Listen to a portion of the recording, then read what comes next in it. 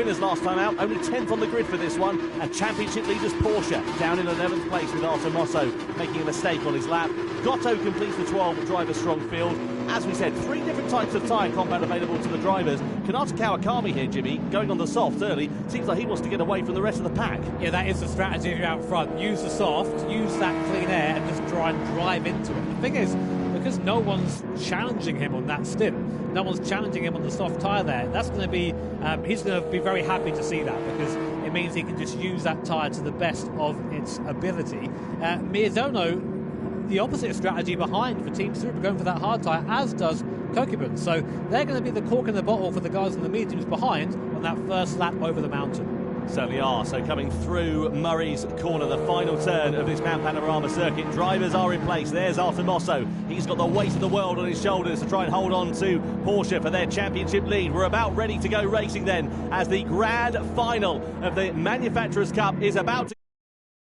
Panorama action is about to begin. World Series 3 here in Tokyo is underway. Kawakami leads the field down towards the first corner, followed by Miyazono and Kokubun. Through Hell Corner we go. On the run, up the mountain straight and in towards the mountain section we go for the first timer. Start there, of course, which is spreading the field out courtesy of the rolling start, meaning that we shouldn't see too much action in the first couple of corners, but as we come over the crest of the hill and it begins to tighten up as we head through in towards Griffin's Bend, that's where we'll see drivers getting very close to one another and maybe trying to launch a move before we go into the one-at-a-time section. I say that already. Look at the gap between Kawakami and Kokubun, who's got through past Miyazono. They're really struggling for speed on that first lap, dropping down from P2 to P4. Kokubun out in front now on that hard tyre. Nabatani, the first of the medium runners, eager to get through as well. But look at the gap, 2 seconds already to Kawakami out front. This is exactly what he wanted. Amazing start there from Kanata Kawakami. You can see here Kokubun, he's going to be a bit of a cork in the bottle. Nabatani's on the medium tyres, so though they're not the fastest compound, they will be that bit quicker than Kokubun. Miyazono also on the hard tyres, struggling to get them up to temperature in the first few corners. Keep an eye out also for Yamanaka in the Toyota Supra. There is Kawakami pulling up nearly 3 seconds by not even the end of the first lap. Through the Forest Elbow we go and down the Conrod Straight for the first time, and you can see how nose-to-tail it is throughout the rest of the field. Down the Conrod Straight we go. This is where we'll see the slipstream coming into effect, and we'll see the medium shot runners breezing past the hard shot runners. Here is Yamanaka on the back of Miyazono. That Subaru's not ever been particularly quick in a straight line. Miyazono in the Toyota draws alongside his compatriot and goes through into 4th position before we've even reached the end of the straight and in towards the chase. Oh, and wide there as well for the Honda of Nabatani. Kokubun ready to try and take profit of it, but Nabatani just about manages to hold firm in second now. 4 seconds is a gap on lap 1. Kawakami's gone, right, mate, I'm going to win this soon. He's just left the field behind. Obviously, long race yet to go, but that's about as good a start as you can have, I think. Meanwhile, the battle for second and the rest of the hard and medium runners are pretty much all stuck together as we come onto Mountain Straight for the second time now. This is where we get to see the straight line speed of the cars. I mean, having taken a drink for every time we said that Subaru is going to struggle in a straight line, because that's going to be a big factor in this race. It certainly is, and I'll tell you what, not particularly brilliant start for the likes of Mosso and Hashima. They're still 10th and 11th as Yamanaka breezes past Miyazono heading in towards Griffin's Bend. No, absolutely nothing. That's it. He's just a sitting duck at this point, isn't he? So Kawakami here, he's trying to break away from the rest of the field, isn't he? Well, he's already done that, 4.1 seconds. I think he's trying to channel his inner Igor Fraga. If you remember, what Igor loves to do is lead from the front, doesn't he? Doesn't like to get bothered by anything behind. And, well, he's clear as makes no difference from the rest of the field. He's not going to be bothered at all, is he? Yeah, we had Igor Fraga here at our lovely venue, hyping up Kawakami before the race up on stage. So maybe those words holding out a little bit, of course. There are drivers, you can see in the bottom left-hand corner of the screen, all soaring away at the wheel. It's hard work, this, on the sim. You wouldn't think it is, but you can really work up a sweat trying to hustle these cars over the mountain here as they'll come down one at a time. A replay now. This is Kokubun and Nabatani. I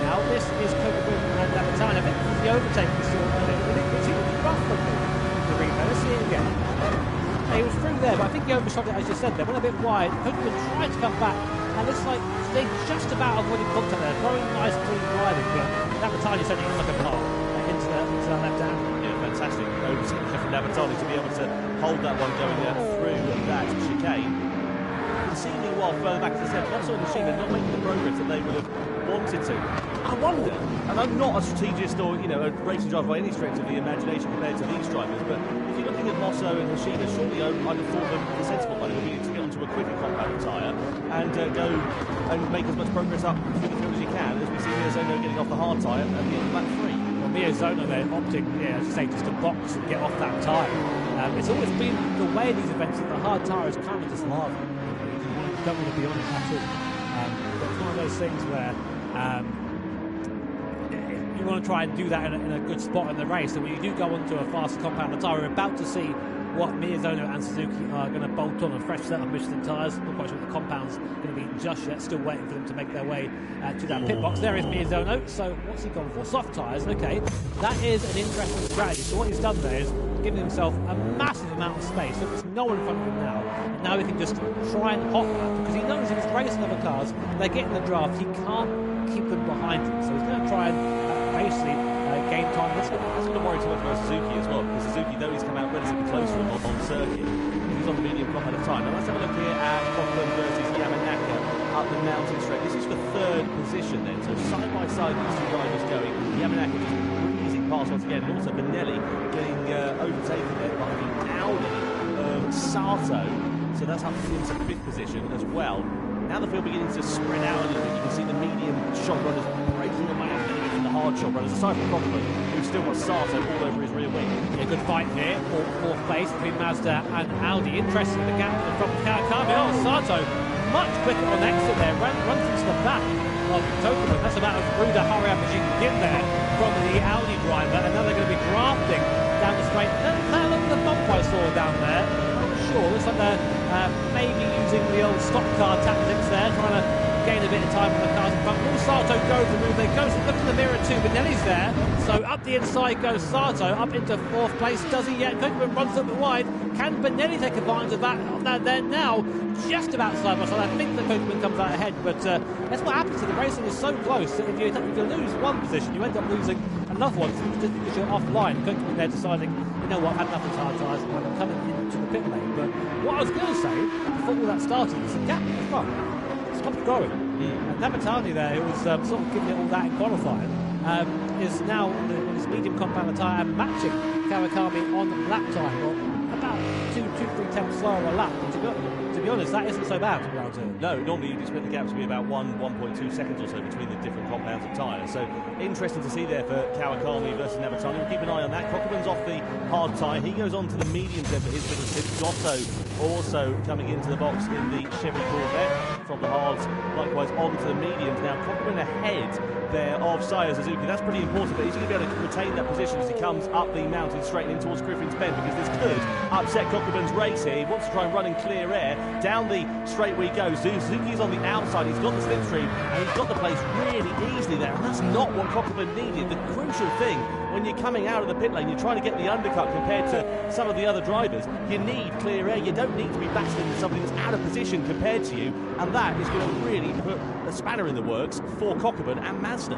Yeah, this is what we kind of meant about getting at the right times. Here's Mosso and Hashima, our current first and third place in the standings at the moment. They're going side by side, just about keeping things there. Championship standings, that is a similar race at the moment, but a drag race all the way down Mountain Straight. So this is great to watch for these guys, and great battling, but of course, if they are swapping positions like this every corner, it isn't just a little bit of time. Also does go up the inside finally off the machine, but yeah, very close these guys. Yeah, so then getting the better of the Ferrari driver. Here is Kawakami still continuing on.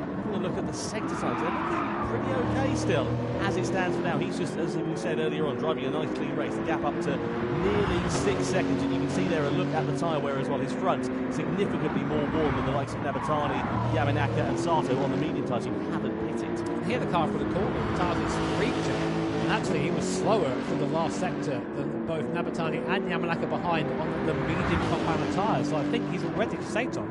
He's really worn those fronts. We heard him actually just before going to his race with Sasha saying that he's a bit nervous about tyre wear in this car. And we're seeing that already. They're struggling, that front end, really pushing on. So understeer, if you're unfamiliar, basically, think about it if you're about to hit a wall. If the front hits the wall first, it's understeer. If the rear hits the wall first, it's oversteer. And at the moment, the front is really pushing out. He can't get the car to turn as much as he wants it to. and those tyres are screeching in protest, and it's only going to get worse as the tyres get more warm. Yeah, if you want a sort of more literal example of that, go to a supermarket, fill up your shopping trolley, right to the front end, and then try and turn it. That's understeer for you. Kawakami on board with him. The gap coming down to just under 5.5 seconds. It's still a nice comfortable pushing for him. He's just got to drive as cleanly as he possibly can. Try and eke his soft tyres out for as long as is viable. He doesn't want to stay on it forever because obviously they're going to fall off a cliff at some point. That performance is going to go, and if he's on them, he's going to be a sitting duck later on in the race. You've got to time this tyre change to perfection, and Kawakami, you can see him there nice and smooth on the street, just one solid movement going into the corners, not trying to soar away at the wheel, and just trying to keep that gap at a constant. So this is what we usually see in these GT World Series races. Is it starts off pretty exciting. We get different drivers on different strategies all sort of working themselves out. Then we get a little bit of a lull sort of in the middle stages, and then once it all works out with the strategy later on, you've got different drivers on different tyres who have pitted at different times. That's when the race will really begin to come alive. I don't think Kawakami is going to be boxing on this lap or indeed the next lap, but it's certainly going to be on his radar before too long. Interestingly, Navatani is kind of matching Kawakami in the second, so keep an eye on that gap. Here is Suzuki in the BMW trying to come past Kokeman. Of course, both these guys have hit already, and Kokeman's decision a bit early, maybe not the best one, because he gets overtaken in a straight line. Yeah, that's a re-overtake as well. We saw an overtake there coming in like a couple of laps ago. Kokeman managed to get ahead of Suzuki, and then Suzuki's gotten ahead of him in turn again. So Kokeman there now 1.5 seconds behind Suzuki. Crucially, is out of slipstream range. Got Benelli for AMG, Sasaki for Genesis, and Hashima for Ferrari, all in the pit lane then here on lap 6. So second and third, both lapped quicker than first place on the last lap. So those medium tyres now are starting to come into their own. The soft tyres start to wear. So in comes Benelli going onto that soft compounder tyre now. Let's see what he can do in this stint. Comes out in traffic behind. I think that was Kokeman and Suzuki. So he's going to drive up to the back of these guys and have to get by on the circuit. So not ideal for Benelli, but we'll see if he can make the best of it. So watch Kawakami come over the mountain for the 6th time. Those front tyres now really starting to get to the danger zone, especially down here. You do not want those front tyres. That front right tyre in particular, just looking down there to 24%. That for a corner like this, Forest Elbow coming through here, that front right tyre is pushing on. You're just trying not to put the car into the wall on the outside. That's going to get tougher and tougher. I won't be surprised if you see it pit very soon. Yeah, I wondered if it would be actually the end of this lap, come to think of it. I said earlier on I didn't think it would be, but to be honest, the tyre wear has really gone down quite significantly for Tanaka Kawakami here, and I'm sure he's going to be thinking about that either this lap, if not the very next lap for the Japanese drivers. And coming through into the chicane we go. Now, does Kawakami box at the end of this one? Just to remind you, Lex is second in the point standings, 2 points behind Porsche. Points awarded for the top 6 drivers. Kawakami decides to come in then into the pits. A bit of a late call there for him, but all is fair and okay. They practice these pit entries all day. And Kawakami then, where does he go now in terms of the strategy? Does he go to the hard tyre for this middle stint, or does he try to go on to the medium tyre and try to weather the storm a little bit? Either way, he's going to lose the lead here. Navatani and Yamanaka, who are yet to pit in this race, continue on, and they will take over at the front of this one. Kawakami in the box. We still wait for the decision on where he's going in terms of his tyre strategies. He comes in for a new set of Michelin tyres on his car.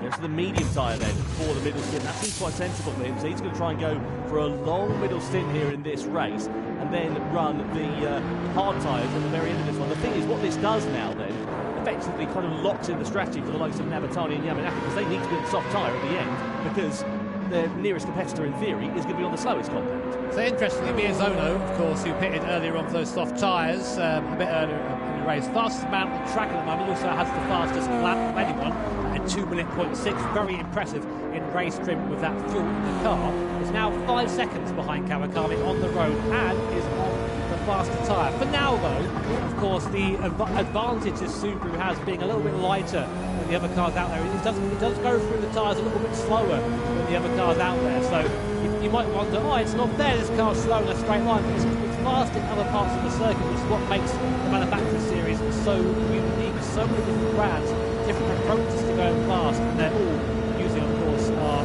balanced performance system, have a very similar lap time. So it's always very, very cool to watch. We an awesome onboard shot with Miyazono. I mean, surely, if you're unfamiliar, one of the Gran Turismo greats is Takuma Miyazono, and with Team Subaru as well, been a long-time Subaru driver, taking this manufacturer to the series win a couple of times in the past as well. I wouldn't want anyone else's car. I think maybe Mick Gazelle. Come back, Mick, we miss you. Don't forget about the QR code on the screen at the moment as well for more information about drivers if you want to find out a little bit more about the men behind the wheel of the cars at the moment. I was trying to work out a way of that would be a great opportunity. That would be an amazing opportunity. Certainly would. So here is Miyazono then. Soft tyres for him. Of course, they're going to wear that a little bit quicker. Started this one, as you can see, on the hard compound. He's running the softs in this middle stint of the race. He's in a nice bit of clear air at the moment. The gap between himself and Kawakami pretty stable as it stands for now, but Miyazono will be starting to eat into that before long. Let's have a look at the lap times. Yeah, 2:1.3, 2:1.4, sorry, last time out, because Kawakami with the box 2:3.7. So the gap has it's stabilised around 5 seconds between the two. So I think Kawakami is using that medium tyre, and Miyazono's coming to the end of the life. And let's look at the background there. As scary to see, isn't it, when you're in a little Subaru trying to make your way down the straight. Lots of cars in the background. Meanwhile, Navatani still leading, 3 seconds over Yamanaki, Kokuban and Suzuki. And this battle continuing, apparently, as Kokuban goes back past Suzuki in the Mazda. They're being clever about it, though. They're doing it on the straights. They aren't fighting in the corners. These guys, they know how to race each other. They know how to be quick over a race distance. One is different to being quick over a single lap and over a race. And these guys have raced together for many years. So definitely a little bit of collusion there between the two, I'd say. But I imagine that will fade away as the laps fall down to the end.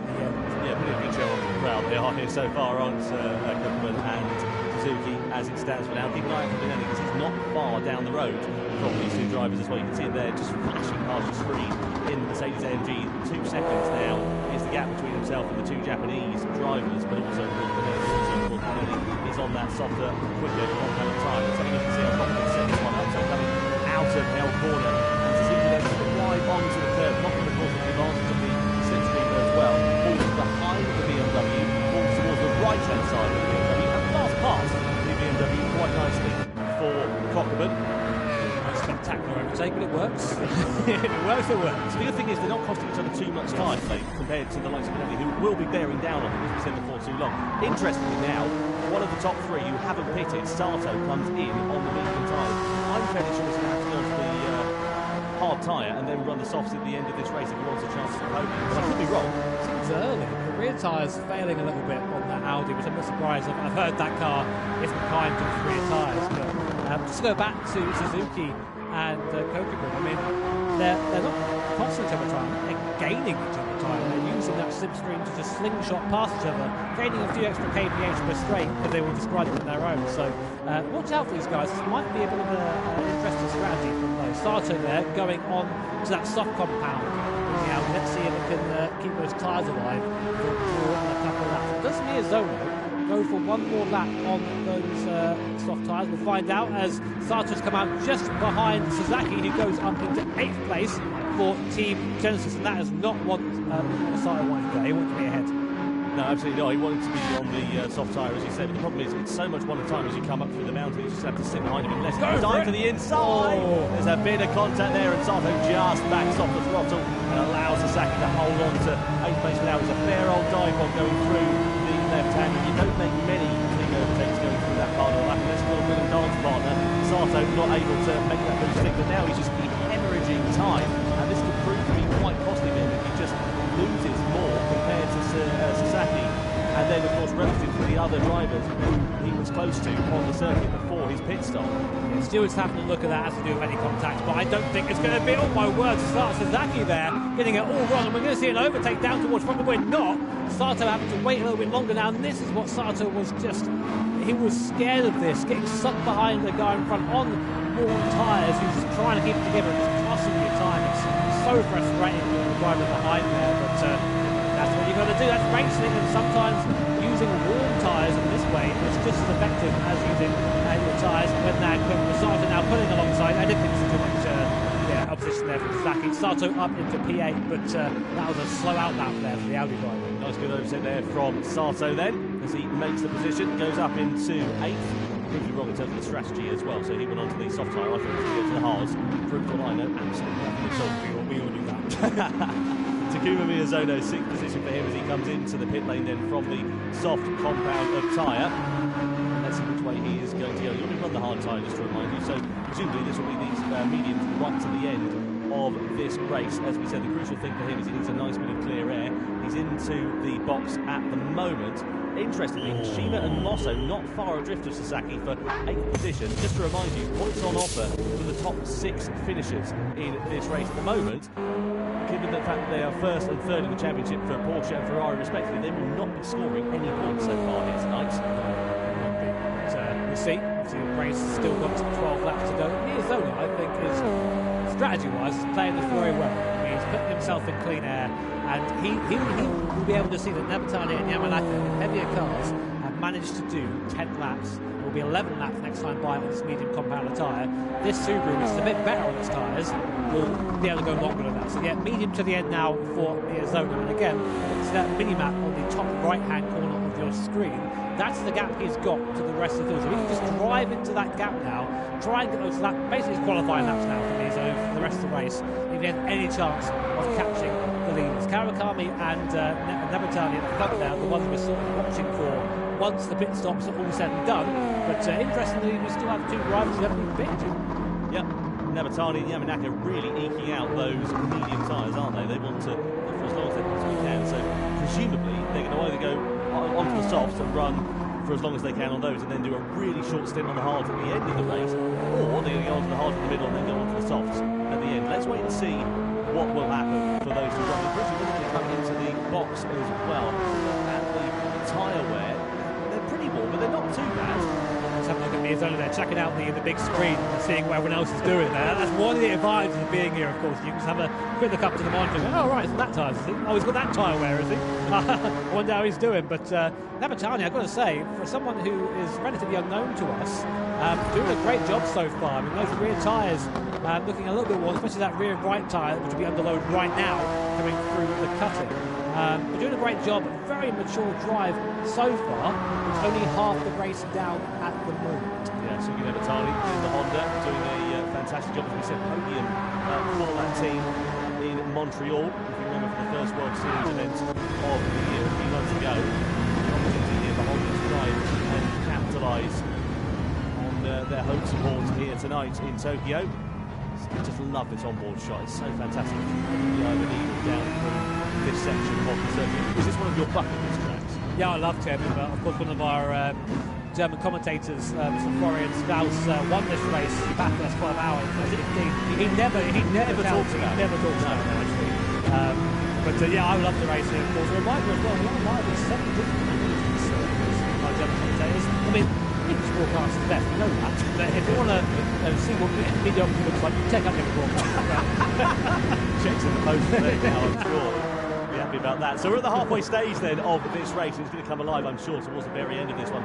So Nabatani, Yamanaka, the only 2 drivers left to pit at this one. Everybody else, as you can see, has made at least 1 pit stop. Benelli and Zato's tyres doing all right so far, but Nabatani does come into the pit lane at the end of the halfway stage, and Yamanaka also following suit here as well. So what Yamanaka needs is he needs a really good middle stint. Let's see whether these 2 will diverge in terms of their strategy, and crucially, where is Kawakami going to emerge? He's surely going to end up in the lead, because was it 25 seconds, isn't it, for the pit stop, and he was 15 seconds behind. So nice lead there for Minato Kawakami, and I think, if anything, he'll be extending that advantage. So this is proving to be quite nice for Kawakami, but just to remind you, he does have to run another set of tyres, the hard tyres, the slowest competent tyres, right at the end of this race, which possibly some other drivers will not have to do. Nabatani goes soft for the middle stints of this one, and Yamanaka also following the same strategy. So all the drivers, despite the fact they've started on different competent tyre, hang on a minute, here's Kokkerman, who's managed to drag alongside Nabatani then and goes through into 2nd position. What a nightmare for Nabatani. That's, again, same thing.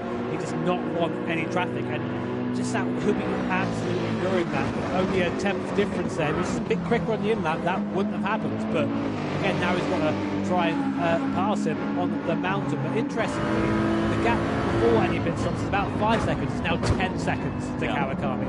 So really opened it up. Look at the Benelli here as well. He's having a really good end from Tomoaki Yamanaka, both on the soft compound tyre, but Benelli's tyre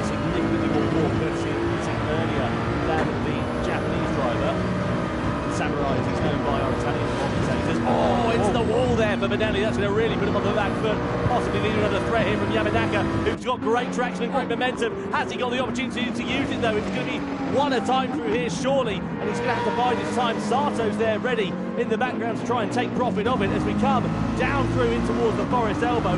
All of that momentum, but no room to use it there for Tomoaki Yamanaka down through the left-hander, and this is going to be a case of when and not if for Benelli to be losing possibly not one, maybe two positions. Down the Conrod straight we go.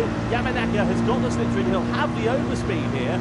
Benelli's car's quick in a straight line, but I don't think it's going to be any match for the newer soft-shod Yamanaka, who pulls alongside down the Conrod straight in towards the fast right of the chase. Benelli loses 5th place. Yamanaka's up a position there as well, and Sato is still lurking in the background, ready to take advantage. He did well to keep him there, but it's got to be a pit stop now for Benelli, surely.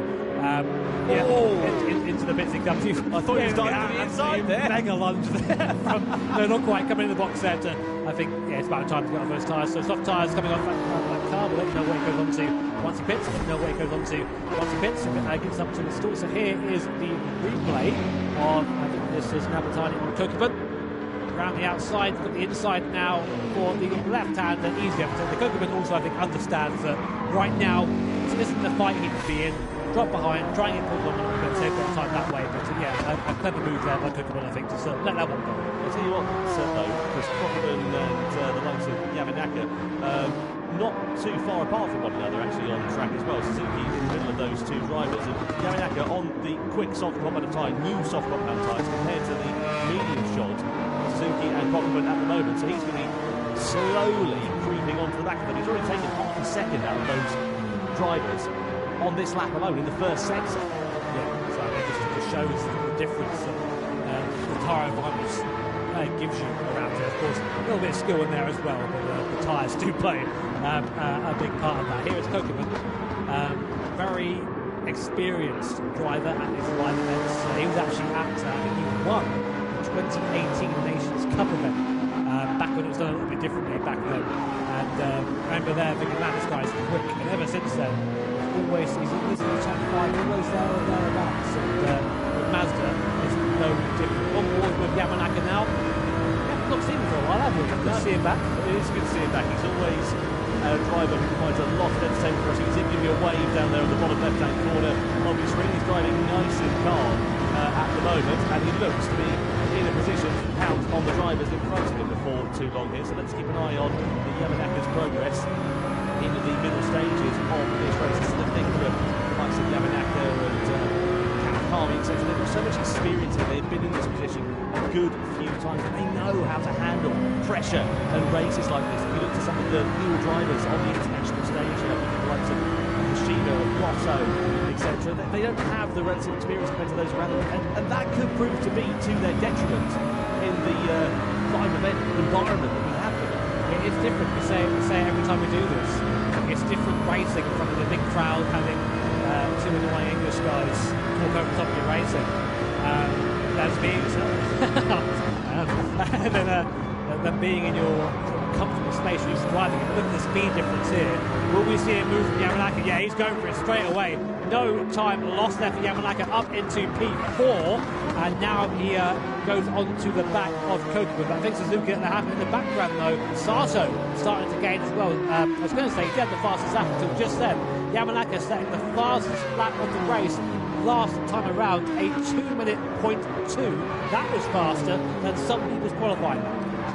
Amazing job from Tomoaki Yamanaka. Suzuki just also hitting it into the wall, going through the left-hander of the cutting as well. Just a bit of a kiss there for him. And Kokubun now with a face full, or a rear-view miracle, I should say, rather, of Tomoaki Yamanaka. And again, this is a case of when and not if. You can't really make a move going through here, but we have seen Yamanaka very close. You can see him right on the ragged edge of adhesion through the forest elbow we go, and down the back straight, and Yamanaka is surely going to breeze past the Mazda. That Mazda pretty handy in a straight line. I mean, it's rotary Wankel engine, don't ask me to say that one again. Down this straight we go though. Yamanaka's going to pull to the inside. Kokubun's not going to try and defend this one too much, I don't think. It's Yamanaka, different strategy, newer tyres, and indeed the Japanese driver in the Toyota up through ahead of Kokubun in the Mazda. Yeah, really nice move there. I think he made the right choice to do it there and not go for a London Forest elbow. I think he could have made the move there, but he had the draft and that would have gained him a bit of time as well, although he lost a bit to the elbow. But anyway, Yamanaka turning into a real contender in this race. Just have a look at the lap times here with Kawakami. He was some 2 seconds slower a couple of times around. I think he made a mistake or something, I don't know, because the lap time was a little bit closer this time around. Kawakami at 2:02.2, Nebatani at 2:01.1. Nebatani, of course, on the softer compound of tyre compared to Kawakami, but that gap was over 10 seconds. It's now down to, what's that, 8.2? Interestingly, on the same tyre, Miyazono is one of the fastest guys in the circuit on the medium compound tyre. He's still in that little gap right now, just gaining and gaining and gaining. So, gap coming down the front, down below 8 seconds for the first time in a while, as Nebatani starts getting the best out of that soft compound. But behind him, Yamanaka incredibly fast, and still 3 seconds down the road. So, most drivers now on the medium compound tyre. We think we've seen the last stop from Miyazono, Bonelli and Sato, with the rest of the field still owing. So keep an eye on these guys as the race progresses. Collision somewhere there. Yeah, Moto and Hashima colliding with one another. They've been pretty inseparable throughout the entirety of this race. Sadly, for the wrong reasons as well, because they're not in the point standings. And at the moment, they will be set to lose. At the moment, they will be set to lose their positions in the championship here, and we will have a new championship leader. Let's have another look and see what happened here between Moto and Hashima. So this is down what looks like the mountain straight in towards the right-hander. Hashima closing the door. Moto, for my money, was very firmly up the hill already. Yeah, I'd say they got turned in on there. A shame for Hashima, but yeah, he was there. You can't just pretend it's not there though. So we'll see what the stewards say. We have a bit of a running joke with the stewards. Like, well, I agree with the stewards this time around. So and if you're playing bingo at home, you can cross that one off. Yeah, I know. It's that. What else do we have? The Subaru's fast, exactly. Straight line, rotary wanker. We've got some good ones.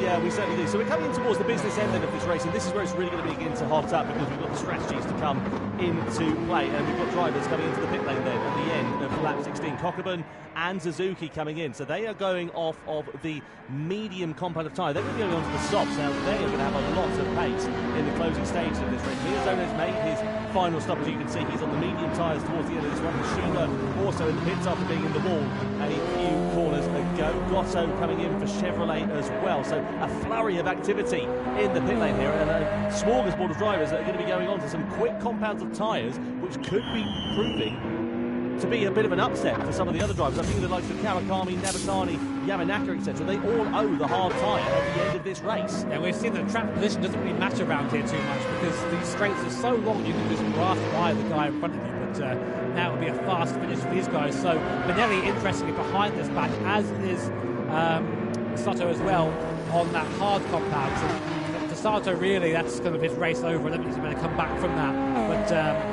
Pokemon, Suzuki, Goto and Hashima, who's a bit further down the field now, all on those soft compound tyres. Meanwhile, Miyazono has been quietly making moves there on that medium compound tyre. So we will keep an eye on him. He owes no more stops. Kawakami, our leader, does owe one more stop, and more importantly, owes the hard compound tyre, which you've seen is the slowest. So how many more laps can he get out of that medium? I think he's really burning through these tyres, Tom. It certainly is, and he's got to try and eke them out for as long as he possibly can to not lose as much time, because you've got to find that right window, haven't you? But you don't want to sell the tyre for too long, and you want to have as much pace as you can whilst you're on it. So if you sell it for too long, you'll be set to lose pace. Kawakami leading then on this one, owes the hard tyre, likewise Nebatani and Yamanaka. Is he going to come into the pits at the end of lap 16? Not this time. Oh, he does. Late move into the pit lane there for Kawakami. That's all okay. It's going to be a long time. Yeah, he's going to be on the hard tyre then for the closing stage of this one. I'm looking at the likes of Sasaki, at Miyazono, at Cockburn, etc., all on the soft compound tyres towards the end of this one.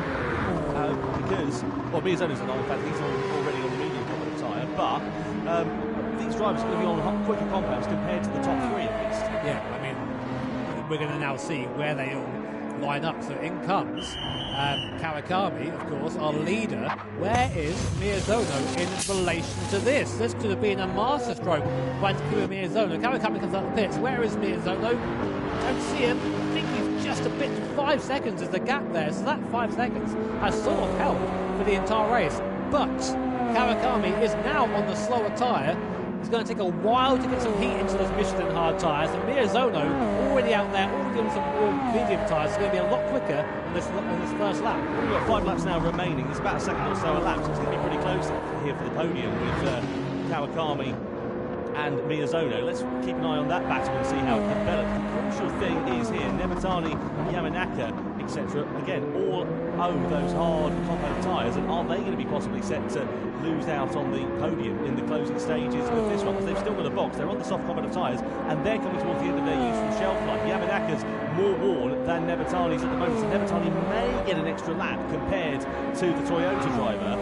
We'll see how that's going to play out. I think using my incredibly large stance, Yamanaka and Nematani are going to lose 20-odd seconds in the pits. So put them down to 3rd and 4th position. That's the thing, isn't it? Miyazono is the real outlier here because he's on the quicker compound tyre in the closing stage of this one. Don't count out the likes of Cockburn and Suzuki. I mean, it's going to take a fair old mission for them to challenge for the podium, but it's not out of the question. The soft tyre is just so much faster, and anything can happen here in these races. But it is faster. We've seen it really drop off towards the end of the stint. So even if you're quick now, you have to nurse it a little bit to get it home. Otherwise, you're going to end up just running out of tyre and not being able to fight anyone. So it's only going down the straight. Nematani boxing. This will be a really good indicator to see where they are. Yamanaka opting to stay out a bit longer on that soft tyre. That surprises me because Nematani have more tyre life left compared to Yamanaka. It does. They're in different places. It's Yamanaka and that Toyota, more front biased, more tyre wear on the front right tyre, whereas Nematani in the mid-engined Honda NSX, a lot more tyre wear on the rears, which around here, especially over the top of the mountain, sketchy. So maybe a better idea to go to the hard tyres now, more for safety. I think Mike Miyazono's got that glider here. He's going to breeze past Nematani surely. Yeah, there he goes, straight through off into the distance, and Nematani emerges in 4th position. Crucially though, you've got Cockburn and Suzuki on the soft tyre, not far away at all, so it could go from bad to worse here for Honda and for the Japanese driver. 2 other cars bearing down on him. So at the moment, the real fight is between Miyazono and Kawakami at the front. You can see there, they were 3 seconds faster on that last lap, but that does include the outlap of Kawakami as well, so that is going to be a little bit inflated, but we'll see what his time is this time around. But the gap is 3.6 seconds, about 3.5 laps to go. Kawakami in the wall there. You can see he's really struggling. I think he's just not getting that heat into the tyres, and he knows he's under pressure as well, and that can really get to you from what you used to. Well, this is really beginning to hot up in the closing stages of this race. Nose-tail action here, and Nematani surely is going to be a bit of a sitting duck because Cockburn and Suzuki both on the soft compounded tyre coming down through this section of circuit we go, and this is where it's one at a time, but down the Conroe straight is where we could see, and probably will see, some moves being made, because I don't think Nematani, despite the fact that he's a very talented driver, on that slow compound, hard compound of tyre, is going to be able to do anything to thwart the challenge of the Mazda and the BMW that sit in its wheel tracks then. So down the back straight, Conroe straight we go. Nematani pulls to the left side of the circuit, and Cockburn is surely going to be able to pull alongside him before too long. We go side by side, down the straight we go. Yamanaka's into the pit lane here. Cockburn is into 4th position, into the chase, and keep an eye out for the BMW and Suzuki as well, who's going to look for the outside line. Nematani's going to park the car on the apex and thwart Suzuki's charge for the time being, but will Suzuki have more room and more momentum on the outside? That is absolutely fantastic for Saya Suzuki and the BMW as he goes up into 5th position, and Nematani drops down 2 places in the space of 2 corners. Nothing you can do there, just drove clean around the outside of them, so great move there by Suzuki. Yamanaka into the box for his set of hard tyres, comes out in 4th place, right in the train as well, and there is Nematani, just lost a place, will gain one back now from Yamanaka, and I think that's horrible for Yamanaka there. Well, the positions are really important here because it's down to 6th place for the points. You want to get yourself as high up as you possibly can here for Tomoaki Yamanaka. Miyazono is on the ragged edge of adhesion though. 3.3 seconds last time around to give you a bit of a flavour of how different the lap times are. Kawakami a 2:02.1, Miyazono a 2:01.6, about half a second or so quicker than the Lexus last time around was Miyazono. Cockburn even quicker than those two. I don't think Cockburn's going to be close enough. I think he'll be dead on for that 3rd place, but the win may be a stretch too far. It all depends on how these last few laps look for Kawakami in terms of the lap times. We've seen him a little bit under pressure. He glanced the wall last time around, and if the Porsche starts to get to him, he starts making a couple of errors, that's when we could see Miyazono ready to take profit and ready to try and take the victory. Half a second faster last lap is Miyazono. That's not enough though. It needs to be a bit faster than that to catch on to the back of Kawakami. You can see that in the same frame for the first time since the start of the race. And it's been a long way round for Miyazono, but Kawakami and Miyazono are still in the places that they started in. First and second place right now, with Miyazono on the charge in the Subaru. But behind them is Ryota Kokuman. Now, he only needs to be really within a second of Miyazono to start picking up that draft down the straight. The straights are so long here that could be enough for him to catch and then pass Miyazono in the Subaru. Let's get a look at the lap times as they come back through. Kawakami still not yet coming to the line, but it was a 202.1 last time around for Kawakami. To Miyazono's 201.6. It's definitely less than that. It's got to be, surely Kawakami's got to be slower than Miyazono. Only by a couple of tenths of a second though. It's not much. Same lap time. Yeah, 202.1 for Kawakami, 201.9. So is Miyazono just off the gas a little bit? It's Kokuman that's very firmly on it, and it's closing that gap down 2.7 seconds now to Miyazono. But he's now under threat from Suzuki. I told you these guys wouldn't be as good friends at this point in the race. Kokuman is now starting to defend. Every point counts here. Kokuman going defensive into Griffin's corner there. Running Suzuki around the outside, who's going to drive it round the outside in the M6. He likes that, doesn't he? Suzuki up into P3 there. What a move from the BMW driver. Maybe he's the threat. He did a 2-minute 0.3 last around 1.5 seconds faster than Miyazono in front, and nearly 2 seconds faster than Kawakami. He might still have a chance to win this. 2.5 seconds then is the deficit that he needs to make down to Takuma Miyazono there and thereabouts over the course of this lap. 2.5 laps to go in this race as well. Just remind you, points awarded for the top 6 finishers. If it stays as it is, we will have a new leader at the top of the pile because Porsche not scoring, Lexus possibly on for a podium finish here. This is Kokuman versus Suzuki. Kokuman tried to hold the inside line. Suzuki said thanks very much, and I'll go to the outside. Managed to just drive it through that right hand. Better traction on the outside of that corner, despite not being on the grippy part of the racetrack, and got himself up through into third position. So down the Conrod straight we go. Kawakami 2.7 seconds. The gap kind of levelling off here, isn't it? I tell you what, Kawakami's race, if he does win it, that was won in the opening stint where he was able to just drive away from the rest of the field, do an Igor Fraga, as it were, clear off into the distance, and he's given himself that comfortable cushion for now. Yeah, I think that there's a bit of a wobble mid-race for Kawakami, but he's sort of come back around now. I think now he knows that I don't think he can catch me. I think I'm good. He's just chilled out a bit there and is now just getting on with it. 202.5 from Kawakami to Miyazono's 202.1. That's enough. That is enough for him. But in the background, Suzuki and Kokuman still squabbling. They lost a bit of time to that fight last time on the last lap. Not quite as much as they were before, but I think now, actually, Suzuki and Kokuman are going to be engrossed in their own fight, and they're not going to go after Miyazono. Of course, both of these manufacturers, they do have points on the board. They're actually tied right now for points, BMW and Mazda in the standings. So whoever comes out on top there will move up. But this team, Team Subaru, currently for a non-score. So any points that Miyazono can get, the most he needs to basically stay where he is. He can't afford to lose anything. But Kawakami and Lexus, this is perfect. Porsche are not going to score. They're in P10. Kawakami and Lexus are going to take 4 points, which will rocket them to the top of the leaderboard. Yeah, no doubt about that. Lexus could be set to lead going into the World Finals in Amsterdam at the start of December. Kokuman and Suzuki under investigation for collision as well. Has there been something off screen that we haven't seen? You can just see Kawakami. Into the distance, and Miyazono, and he's there and thereabouts, but he's not quite close enough. Let's have another look here. Suzuki versus Kokuman. So this time around. Oh, they had contact going into Griffiths, and Kokuman got sent into the wall there on the outside. It was only a half sort of wheel of contact really going into there. Not much at all, but the slightest of touches when you're on the limit like these drivers are, and it can cost you very dearly indeed. And speaking of costing very dearly, Suzuki still just 2.1 seconds behind Miyazono. Down the Conrod straight we go with the BMW driver Saya Suzuki. BMW probably 5th in the standings coming into this one, tied on points with Mazda, so they'll be getting the better of them not only in the race but also in terms of the points finishes in this one as well. Just to remind you, 6 points awarded for the victory, all the way down to 1 point for 6th place. So Toyota will be the last of the point scorers as it stands for now. Miyazono's not safe. Suzuki has really upped the pace there on that last lap. We come on to the final lap here in the Manufacturers' Cup in Tokyo. Mount Panorama is your circuit, and we're on board with 3rd place BMW, Suzuki at the wheel, the fastest man on track at the moment. He is bearing down on Takuma Miyazono. 1.7 seconds is the gap right now. We've got 2 big straights here, which is going to be a big disadvantage to that Subaru. But can Miyazono hold on over the top of the mountain?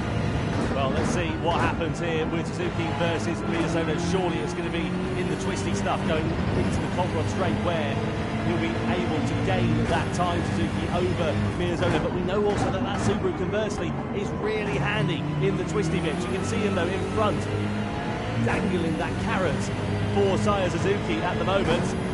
And half a lap left in this one to decide 2nd and 3rd in this race. It is not over. Suzuki right up against the wall. He is leaving nothing on the table in the closing stages of this race here. But I wonder if it's just going to be a chance that will come a little bit too little, too late. Down in towards this section we go. This is where Suzuki will be gaining time on that soft tyre compared to Miyazono. Down through into the Forest Elbow section. And then on towards the Conrod straight. Kawakami has driven an absolute blinder, by the way. He's managed to keep that gap pretty constant at 2 seconds in the closing stages of this one. The gap now down to 1.9 seconds. It's close for Miyazono and Suzuki, but it's not quite close enough for Suzuki to be in the slipstream of the Subaru driver. So, down the Conrod straight we go for the final time, and this has been a quite brilliant race for Lexus and for Kawakami. He managed to get into the lead of this one at the start of it from being on pole position, drove away from the rest of the field on the soft compound of tyre, built up a gap of 5 seconds, doubled that to 10 seconds when all the pit stops worked out, and after Lexus took victory in the opening round of the Gran Turismo World Series in Montreal, they will take their 2nd victory of the season as Kanata Kawakami wins for Lexus in Gran Turismo World Series 3 here in Tokyo in the Manufacturers' Cup. It's Lexus who spearhead themselves to the top of the tables ahead of Takuma Miyazono for Subaru in 2nd and Saya Suzuki on the podium for BMW in 3rd place. Fantastic race there. What a drive from Kanata Kawakami. That was absolutely textbook. You can tell that he is sweating. He felt the pressure on that one. But as you say, Tom, that couldn't have gone any better for Team Lexus. We had Igor Fraga here of his...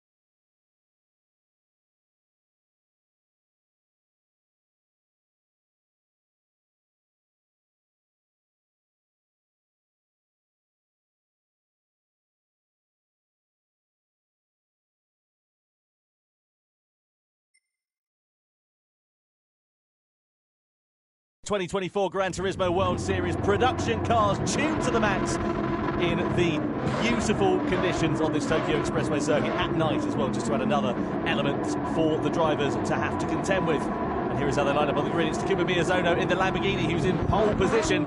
Alongside him on the front row, the Audi R8 of Takuma Sasaki. Row 2 is headed by Angelina Stroza in the Mercedes-AMG Black Series, with Jose Serrano for company in the Ferrari F40. Next up is Kylian Drumont in the Pagani Huayra. And then you've got Jorge Lopez in the Nissan Skyline GTR R34. Then the R32 Nismo Skyline of Kaida Brun is in 7th with Valerio Gallo. He'll be happy with that. He loves a Honda. He's in the NSX in 8th position. Then it's Guy Barbara in the Nissan GTR R35. And then Toyota Supra is driven by Robbie Heck. Callum Roach, I should say, beg your pardon, is in the Mazda RX-7. And Adriano Carrazza in the Nismo 400R lines up at the back of the field. No need to worry about tyres during this race, by the way. It's a flat-out sprint from start to finish. It is going to be action-packed. Yeah, I mean, it's just a straight fight. You saw from our little graphic earlier on, these cars are tuned to way over 1,000 horsepower, and you add the slipstream into that, and you have the speeds entering T1 over 400 kilometers an hour or 250 mile an hour if you're that way inclined. So it's going to be, I think, chaotic down at T1 the first time through. If you get through there in one piece, I think you're in good stead for the race. That's definitely going to be a challenge. Certainly is, and the drivers, as we said, are going to have to be contending with nighttime conditions, and we saw them practicing earlier on. They were oversteering, understeering, sliding about all over the place. It was quite dramatic, really.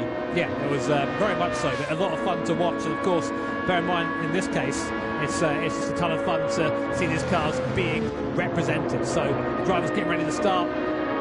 So then, it's time to go racing. The sprint race for Nations Cup here in Tokyo is underway. Miyazono leads the field across the timing line, then Sasaki in second, Inestrosa in third. You can guarantee that order will be changing by the first corner, and even within a few hundred metres it's changed because Sasaki goes through into the race lead. Now Miyazono goes from being the hunter or being the hunted to being the hunter, rather, I should say. Serrano there lurking in the background, as well as Egan and Inestrosa. It funnels right down into turn one. Who's going to be last on the late breakers? Miyazono on the inside, then Sasaki and Serrano bang into the wall for Sasaki and also for Serrano. Inestrosa takes advantage and goes through into third position, and somehow, in all of the drama, Miyazono manages to retain the lead. Yeah, I mean, they've had the brakes upgraded on these things, but I mean, slowing from that sort of speed is very, very difficult indeed. A couple of cars into the wall there. Miyazono out front from Sasaki, Inestrosa there in third, Serrano fourth. But as you can see, very, very tricky getting these production-based cars through this circuit. So much power being delivered to the wheels here. Some of these cars as well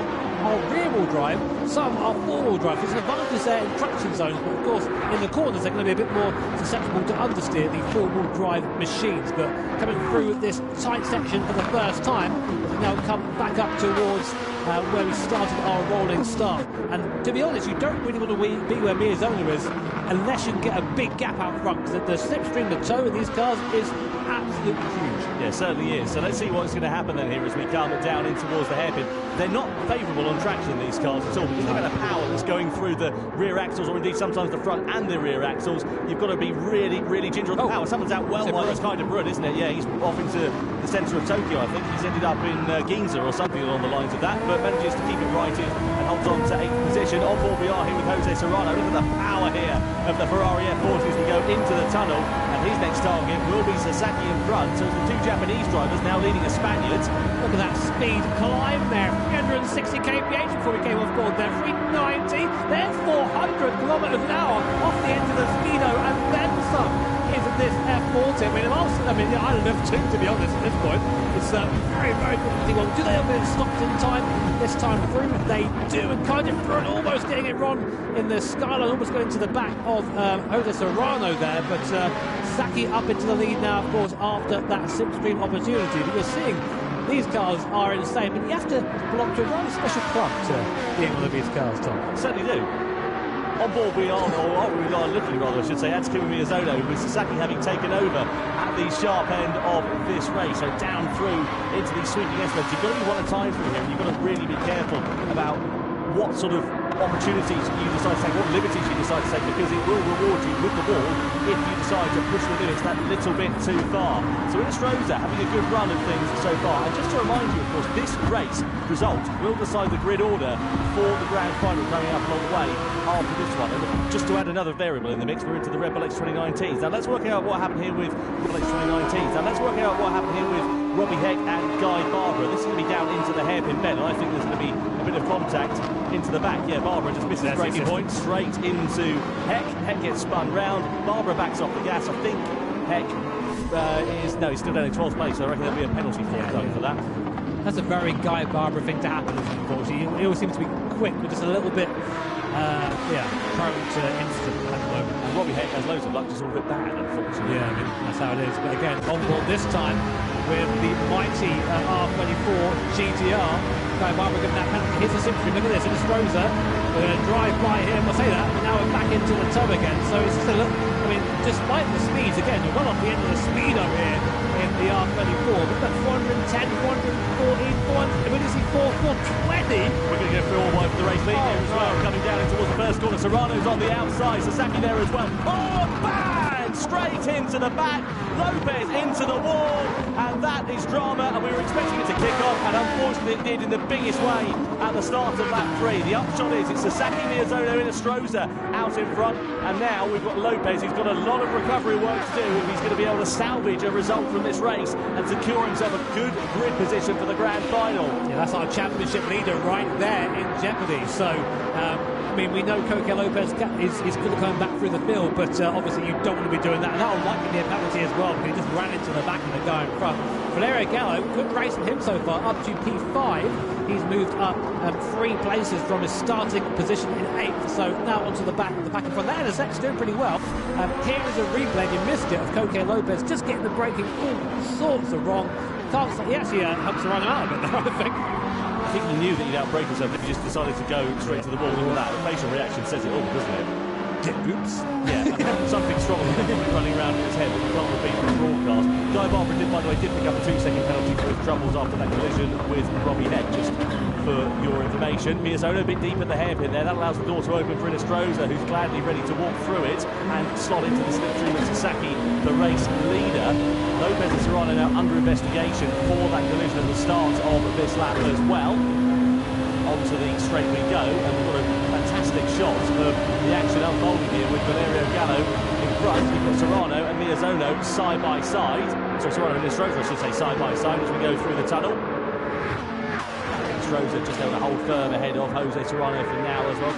Kind of brings everything a little wide. So look at the closing speed of the slipstream there for Miyazono. Sasaki early on the brakes, he knows that you don't want to make the same mistakes that Lopez did. Hello, enter stage left. That's Angel Inestrosa trying to go the long way around the outside, but you have to wake up pretty early to try and fall off Takuma Sasaki. He probably knows these roads a little bit better than Angel Inestrosa. Isn't that insane?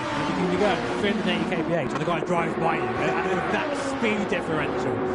Crazy combat. Unsurprisingly, I saw that coming. Coque Lopez getting the same penalty Guy Barber got. It was effectively the same incident there. So Coque Lopez getting slapped for that. Meanwhile, the fight for first now really between these 5 cars. There's a bit of a gap behind us to kind of ruin in the R32. On board again with the NSX Type R of Valerio Gallo, currently second in the standings in our Nations Cup. So again, looking for a good position here, looking for a good result to try and put himself in a nice order for the race coming, the grand final coming later on. Yeah, this is a great opportunity here for Gallo to try and take profit courtesy of that incident for Lopez, especially the penalty to impound the Spaniard vote. Gallo there, brilliant drive, isn't it? Fantastic. Lopez with another 1-second penalty to add to his woes there as well. Down on the brakes we go into the hairpin. Gallo's just going to bide his time. There's no point going and diving up the inside because you're going to lose all of that by the time you come to this next straight. Yeah, he did back off there, I think, to get this toe. This is how strong the toe is. So right now, we're in P5.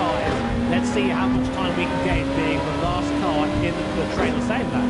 This car's rocketing away from the NSX down the straight. Let's see what Gallo can do. As Serrano was kind of in Inestrosa. Who's that as well? That kind of ruining the skyline. Look at the power of the thing. But he's past Valerio Gallo. He's now chasing the cars in front. No, he's fallen back by again, but you can see just how strong the toe is. And again, Sasaki and Miyazono trade places. I think they're being a bit careful, but they're saying that. Miyazono trying to keep it on the inside. There's Valerio Gallo diving up the inside of everyone up into P3. Was there contact there, Tom? I don't know if there was. Inestrosa was out well wide, but I think he was on that course to himself. Oh, a bit of contact to the wall there as well. Serrano's in the middle of a bit of a pickle here because he's got De Bruyne in front, but he's trying to hide rather, I should say, but also trying to attack the driver in front. And sure enough, he changed to the next corner, and the order has changed as well. De Bruyne side by side now with the Ferrari as we come through this ever-sweeping series of corners, and De Bruyne just keeping his powder dry for the time being.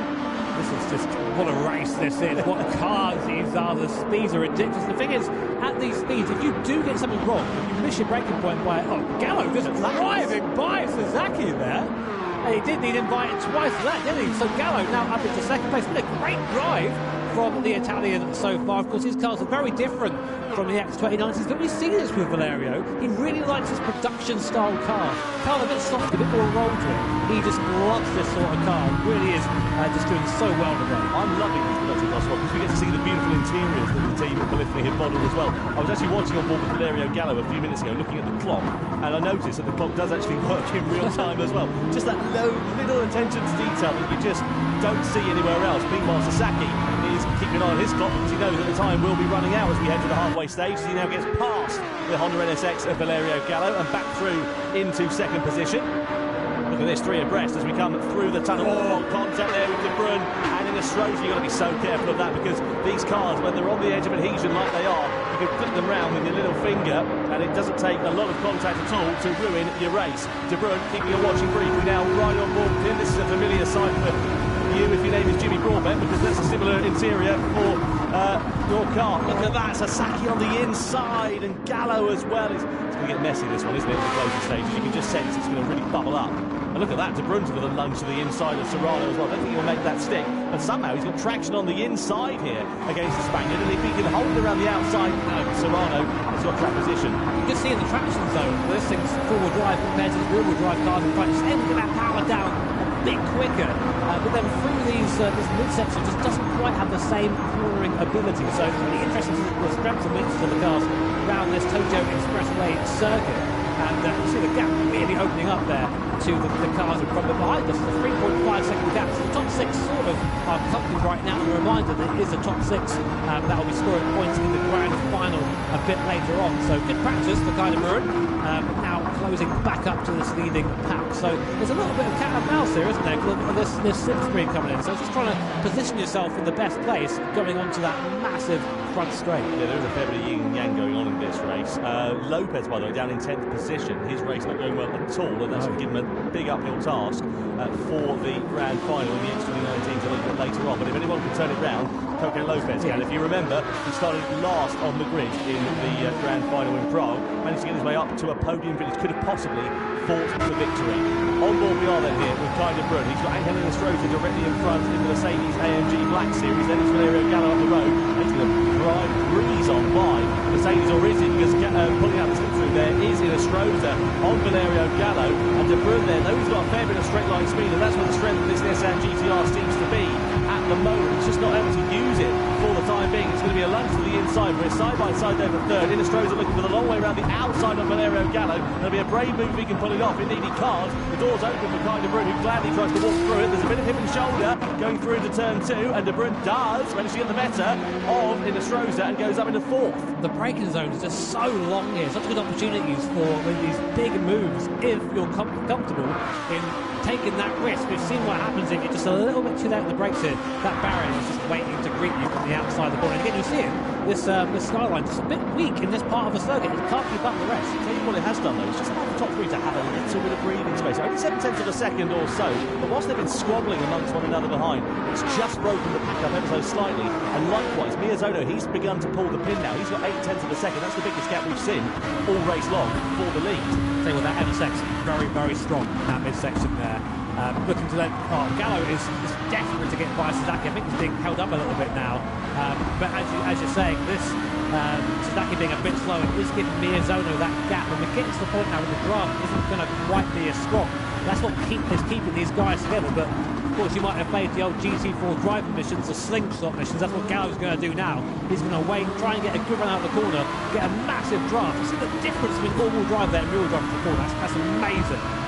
Patience is going to reward these drivers, isn't it? You don't want to be like a toddler waiting to open your presents on Christmas Eve. You've got to be careful about how you do this one, and you can see there, Kai de Bruyne now goes up into 3rd position against Valerio Gallo across the timeline we go. 3 to go then at the end of this one. So De Bruyne in 3rd position in the Nissan Skyline R32. Just up in front you've got Sasaki, who's taken over from Takuma Miyazono. So that 8/10 of a second lead washed away in the space of less than 1 straight. Miyazono has a look back on the inside in the Lamborghini. Can he make it stick? I don't think Sasaki's going to hold him up too much because he knows if they start squabbling, I say that, he goes back through on the inside. Beautiful switchback from Sasaki, but it's released the rest of the field to close right up onto the rear wing of the top 2 once again. I know, obviously we're impartial here in the commentary booth, but I am cheering a little bit for that R32 in 3rd place. Kai de Bruyne doing things to that car that I'm not sure it's meant to do, to be honest, but they're now in the back of the train. Look how close these guys are. 6 cars all separated by about a second as we're on the lap 8 of 10. So only about a lap and about 2 laps and a half to sort this all out for our guys here. Jose Serrano on board in that awesome Ferrari F40, always also looking to pounce. You get the real impression, Tom, that anyone could win this race. Yeah, it is going to be a lottery. De Bruyne's wide though, that's allowed Gallo through, and Serrano possibly to pick up the pieces as well. De Bruyne's still there on the inside, trying to hold firm for fifth position at the moment. And you can see up in front now as well. Once again, that yin and yang, the ebbing and flowing of this race. Sasaki leading from Miyazono. Gallo and Miyazono now side by side for second as we come down into the hairpin. Is Miyazono going to launch it through on the inside, or is he going to try and wait another day? No, he's going to go through. He's got track position on the inside. Will Gallo try and challenge him on the exit of the corner? He just lets him through and decides to go into the slipstream to attack him on this start-finish straight. So 2 to go then. The NSX just can't get out of the corner. Every time you see it struggle compared to the cars around again in the background. Kyle Bruin in that four-wheel drive R32 GTR just pulls alongside with ease, and they're now side by side in the mirror. What a shot that is to be come down again to the first corner on board Miyazono. Look at that speed, look at the mirror. Kyle Bruin is there behind, challenging. He's going to go up to second place. Will he ever go on Miyazono for first on the inside as well? Oh, that was It bottlenecks up into turn one, and De Bruyne round like a tabletop at the start of the penultimate lap. What a shame for the Dutchman. We've always talked about him and his misfortune in the GT World Series, and unfortunately it comes home to roost as he plummets down the order. That releases 6 cars now down to 5. Miyazono it is that leads. What a shame for Kyle Bruin. It was a very strong race for him there, but actually same time the track's a bit narrower there. I think he's been caught out by that as Gallo goes round the outside of Sasaki, and now for the first time Valerio Gallo is in a position where maybe he can get onto the back of Miyazono. He's going to be close. That Gallardo in front, I think is four-wheel drive. So here's a replay of what happened here, Tom. Yeah, let's have a look. So De Bruyne then goes for the move, and yeah, he just clips the wall, doesn't he? There wasn't any contact seemingly with Miyazono. Clips the wall as it pops up. That sends him round. I talked about the cars being so easy to turn around when you're at that limit, and you can see it there spinning round right to the back of the field. It's now an uphill challenge for De Bruyne, unfortunately, for the grand final. He'll be starting plumb last. Yeah, he just came round and just turned across the nose of Miyazono, and that was the end. It's a real shame for Kyle De Bruyne, but just over 1 lap to go here, the sprint race here at Tokyo Expressway. It's going to be Miyazono leads at the last corner, Gallo second, Sasaki third, and now it's going to be the biggest slipstream race of your life. They're all going to want to lead into T1, and Miyazono's in the worst place. Keep an eye out as well for the slipstream here, because we're just about to come across to the timing line and see how far Valerio Gallo is. So look, if there's the start-finish line, what's that going to look like in a lap time? You need to be closer than that in order to challenge for the victory if you're going to go for a slipstream move. Gallo then now does go for the move against Takuma Miyazono, and hello, here comes Jose Serrano. There's more contact there. Miyazono gets biffed into the wall, but he's got the advantage for the slipstream, and is Serrano going to be in a bit of lumber here? No, he's still there, ready to try and take advantage down to the first corner. Miyazono with a lunge on the inside, leans on Valerio Gallo. Gallo's going to get shuffled to the outside. Miyazono is going to have a sniff through into turn 2, but can't do anything, and now it's Gallo that leads, but he's slightly in the wall. Sasaki's ready there to take the advantage of it as well, and likewise Serrano, and also Angel Estrada. This is going to get messy. So Gallo is out front, but he needs a gap. That car is not good off the last corner. Any of the cars behind him will out-drag him down to the first corner. So at the moment, Gallo's got to drive for his life in this middle sector. Miyazono is still there. We have our second and third place in the championship, separated by only 0.3 of a second coming into the last section. Now he's putting a bit of a gap, Tom, but is that going to be enough going on to the final straight? Time is going to tell here. Gallo's pulled an advantage, but like you say, is it going to be enough for him to have that in his pocket? There are the steely eyes of determination for the Italian. The winner, of course, of the grand final from Prague last time out. Second he sits in the standings. His nearest rival to that is Coque Lopez. He's 11th, and that's where it looks like he'll be starting the grand final from. So this will be a great opportunity here for Valerio Gallo. Down into the hairpin. Miyazono late on the brakes. He's deep. Could that cost him a possibility of second place even here as we come on to the start-finish straight then for the final time? It's Gallo, Miyazono, Sasaki and Serrano. Miyazono's close. He's in the slipstream. We're going to go through into the tunnel and we're going to come to the timing line. Is Gallo going to be a sitting duck, or is Miyazono going to pounce? It's a trap to the line in the sprint race here in the Nations Cup. Is it Miyazono? Oh, Gallo! 0.003 of a second in it, and Miyazono wins on the streets of Tokyo.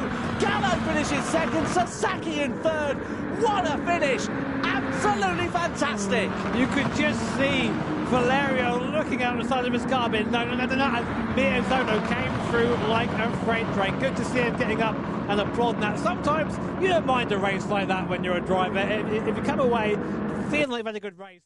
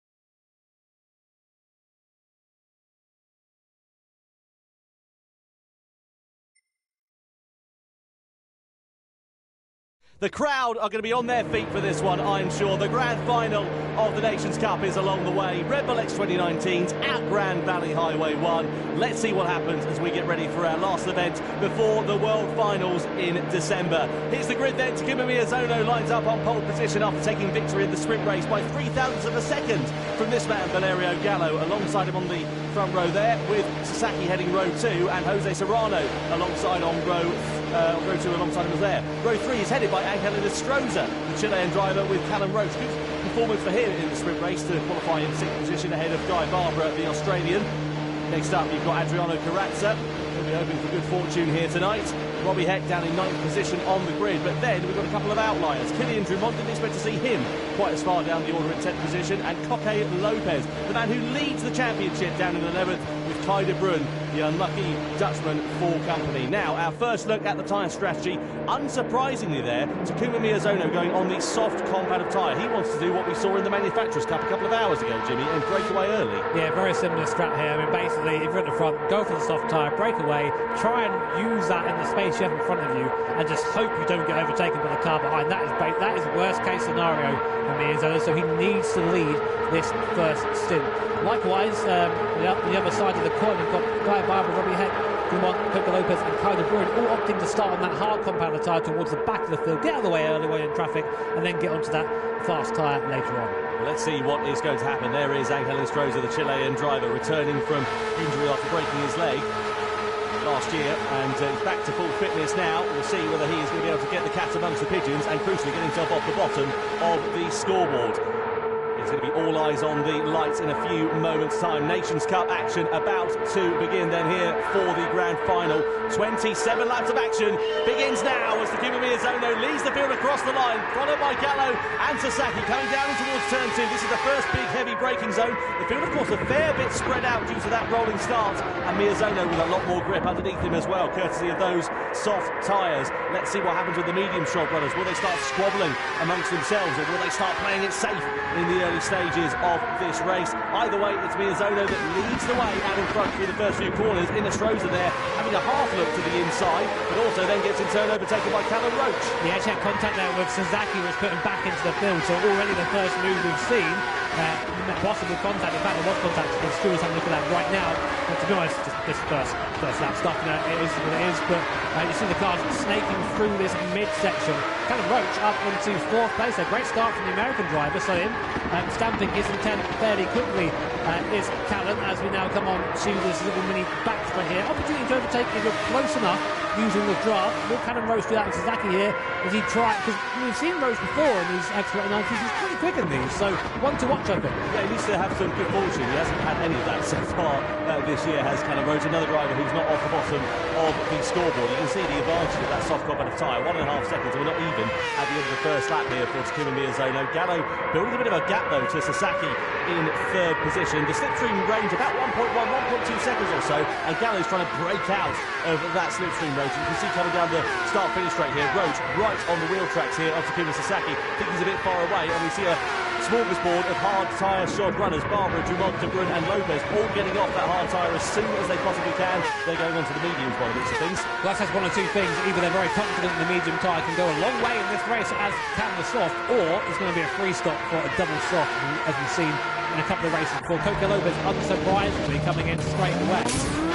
And this is someone who needs to get out of the pits and have some clear area. I'm not sure he's going to, though, but he's pitting at the same time. So where is Coque? He's towards the back of his back, isn't he? So some people are trying the same thing, but we'll see if it works out. He's going to have a little bit of work doing this, Coque Lopez. You can see him down there in 12th position, but what's the gap relative to the rest of the field? It's not going to be a great deal, is it? Guy Barbara just getting overtaken there by Kylian Drumont as the rest of that field filters on through. Let's have a look here with Roach, Estrosza, Serrano. So Estrosza 50 up the inside. He was too late on the brakes into Sasaki, and Serrano just an innocent passenger there, but Roach saw the doors opening like the scenes were parting and walked straight through it. That almost worked. Sasaki wasn't there. It would have been fine. So it didn't work then, is what I'm saying. Almost. Sasaki, meanwhile, managing to close that gap a little bit to Valerio Gallo at the end of lap 2 there. Important to do that, I think, because Estrosza there getting a 1 second penalty. To be fair, that is consistent with what the stewards have done so far, so not entirely surprised. No surprise at all there. Here is Jose Serrano, 1/3 of the Nations Cup lineup, which won the title in 2023, back when that was a team-based competition. For 2024, it's an individual competition. It's winner takes all stakes. Looking forward to see what's going to happen in the World Finals. Takuma Sasaki still with Cameron Roach right on his rear wing as he tries to find his way past. At the moment, they're all being relatively well behaved as it stands for now. You can see a fair big gap there back to Drummond. Of course, they've all made their pit stops, as we know, but 25 seconds or so. So Drummond with a nice bit of clear air in front of him, but he's not got too much of a time to sit there and think about it because he's got Barbara de Bruyne very close behind. Lopez in turn is about 3 or so seconds off the back of that field at the moment, so he can run relatively comfortably for the time being, but if he does pick up the pace, he'll begin to get into the dirty air, which, as we know, is quite prominent on these heavy downforce cars. So it was good to keep that in mind. So good to note, by the way, our current Nations Cup standings.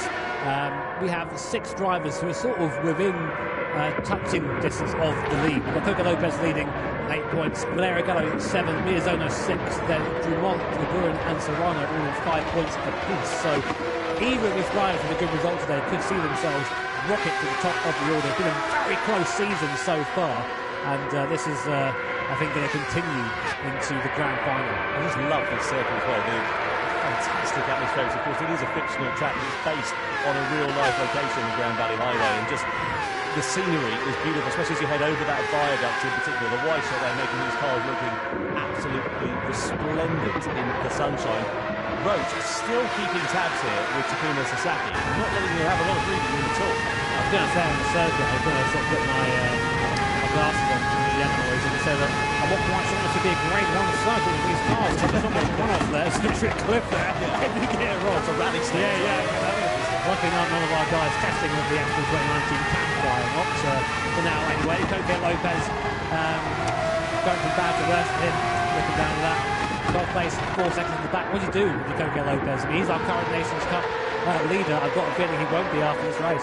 No, it's a very good opportunity for others to capitalise. Miyazono, Gallo, all within touching distance. Gallo on 7 points, Miyazono on 6 points, despite failing to score last time out in the second round of the championship in Prague. So we'll see whether he's able to take advantage of that. But like you say, Lopez needs a minor miracle at the moment. There is Adriano Carrazza sitting in 6th position for now. Kind of in no man's land really at the moment because Jose Serrano is up ahead of him by about 1.7 seconds or so. So not much you can really do at the moment in that scenario. But Miyazono 5 seconds to the lead now. Gallo's just been passed actually by Sasaki. We've just missed that. I think it's just ahead of us while now using the 6th screen. So Gallo down to 3rd place, Sasaki up into 2nd, but Roach there as well. So these 3 cars really close for 2nd place right now. And they need to be careful about this. We say this so often that obviously you're a racing driver, you want to be as high up the order as possible, but if you're squabbling every corner, you're just giving time away to the cars around you who are not doing that, who are driving in the ideal racing line, not having to brake earlier or later. So you have to really make sure the move is worth making before you make it. Yeah, Miyazono putting an absolute crack of the strategy at the moment so far. You can see there 5 seconds he's got in 5 laps or so, so he's putting a good chunk of time compared to the rest of the field. The question is, how much is he putting into his tyres? How long are they going to last? Because the mediums will be longer, they're a harder compound, relatively speaking. But of course, the converse with that is that they are slower over the course of 1 lap. So we'll see how that's going to pan out for Miyazono, or when those tyres will start to degrade to the point where they don't have any performance advantage over the medium shod runners. Just to give you an idea of how much quicker Miyazono was, last time around a 1:27.159, Sasaki a 1:27.748, so about 0.6 of a second or so to the good of his compatriot. Let's have a look here at Sasaki versus Gallo then. So this is through the right-hander. Start this straight, a big snap of oversteer there for Gallo. Did well together that. That could have very easily been similar to what we've seen with Kylian Drummond all the way back in Montreal, where he spun it just coming out of the corner. These cars have a lot of horsepower, over 800 brake horsepower in these cars, and these guys don't like running the TC, so imagine trying to control that every lap with tyres that are getting steadily worse, and you can see Gallo's problem, and to add to that, Callum Roach is now part of Gallo's problem. He can come down to Team 1. That little kink there, I think, saves a lot of people into the first corner. No doubt. It turns it into a bit of a one-line corner that. So this corner coming down here, T6 ahead, but no, isn't a one-line corner. Let's see if Callum Roach in front can do anything. We're on board Jose Serrano. Good viewing seats here for Jose Serrano, but going to be a bit higher right now. Though to his credit, seems to have the best tyre condition and all the drivers around him in our information we have here. So just to sprint to those medium tyres at the moment. I'm loving this gyro-style cam that we've been using here in the GT Pro. So we've been using it for a good number of years. Have you noticed Formula 1 started using it? There's no penalty. Yeah, so it's happened there. Must have been track limits somewhere. 1 second penalty. So he must have just taken a little bit too much out of one of the corners. Very easy to do that around here. Track limits very strict in these GT World Series events because, trust me, if there's an advantage to be had when these drivers are fine and the stewards right on that 1 second penalty, it's not really a 1 second penalty though, is it, Tom? No, because it's about 1.5 seconds. You lose all the time and the speed as a result of taking that penalty, because the car slows down to a set speed. So Miyazano, it's not put him on the back foot as such, he's still got a healthy margin, he'll still manage to retain the lead, but all of the advantage that he's built up, 5.5 seconds or so there and thereabouts, he's just being washed away. Now let's have a look and see what happened here. So this will be one example of extending the track. I just hit the wall on the outside there. And that will just, again, that'll be one example because it's all awarded in the game. It's not done by the stewards one. So essentially they'll be accruing all these incidents over the course of it. So that's just, let's say, one example of it. So strict, isn't it? I mean, these guys are the best in the world, so you expect that from them, but it can be very easy to make that mistake, and really definitely punished here for Miyazano. You can see there how we work our penalty system there. You cross the penalty line, the car has to slow down for a second, and you can back on the gas again. So that time slowing down, that time speeding up, all takes away from the cars around. But still on board here with Jose Serrano, still in the same place as he was last lap. But again, just looking after those tyres, I think this is the sensible thing to do in this position. The cars in front of you aren't that slow, moving at a good pace, just keep the tyres alive, stay within touching distance, maybe also save a bit of fuel. That's going to be a big part of this race here. There's going to be 35 litres or so of extra fuel needed for these guys over the course of the race distance. It's 3 seconds, 3 seconds, 3 litres per second. Sorry, I did get it right here. It's going to take about 20 seconds to put the car there and thereabouts, so possibly a little bit more. So if you can save 3 litres, you get yourself a 3 seconds. Absolutely, which is night and day in a race. Yeah, just something that Miyazano just wants. Yeah, exactly. So Miyazano is still leading, but look at those rear tyres. They're now coming towards the end of their useful life. Indeed, he comes into the pit lane then at the end of lap 7. So we're going to have a new leader. It'll be Takuma Sasaki, followed by Valerio Gallo. The question is, where does Miyazano emerge in relation to the rest of the field? Is he going to be right down plumb last? Or, he's not going to be plumb last, is he? He's going to come out ahead of Drummond here. He'll slot back, in theory, into a nice little gap there to Takuma Miyazano. He's on the medium tyre, so he's not going to be a sitting duck compared to the medium shot runners behind him as well. So this will work out quite nicely for him, and he can just go and run his own race and just set the pace as he needs to. He exits out of the pit lane then at the start of lap 8, onto the medium tyres here for the former race leader. I think that was quite clever. I think he took the penalty and went, okay, right, I've now lost a bit of time. Where am I going to come out? Okay, there's a nice big gap there. Let's go into that. Let's put the mediums on and let's just run, let's just say some nice, consistent laps.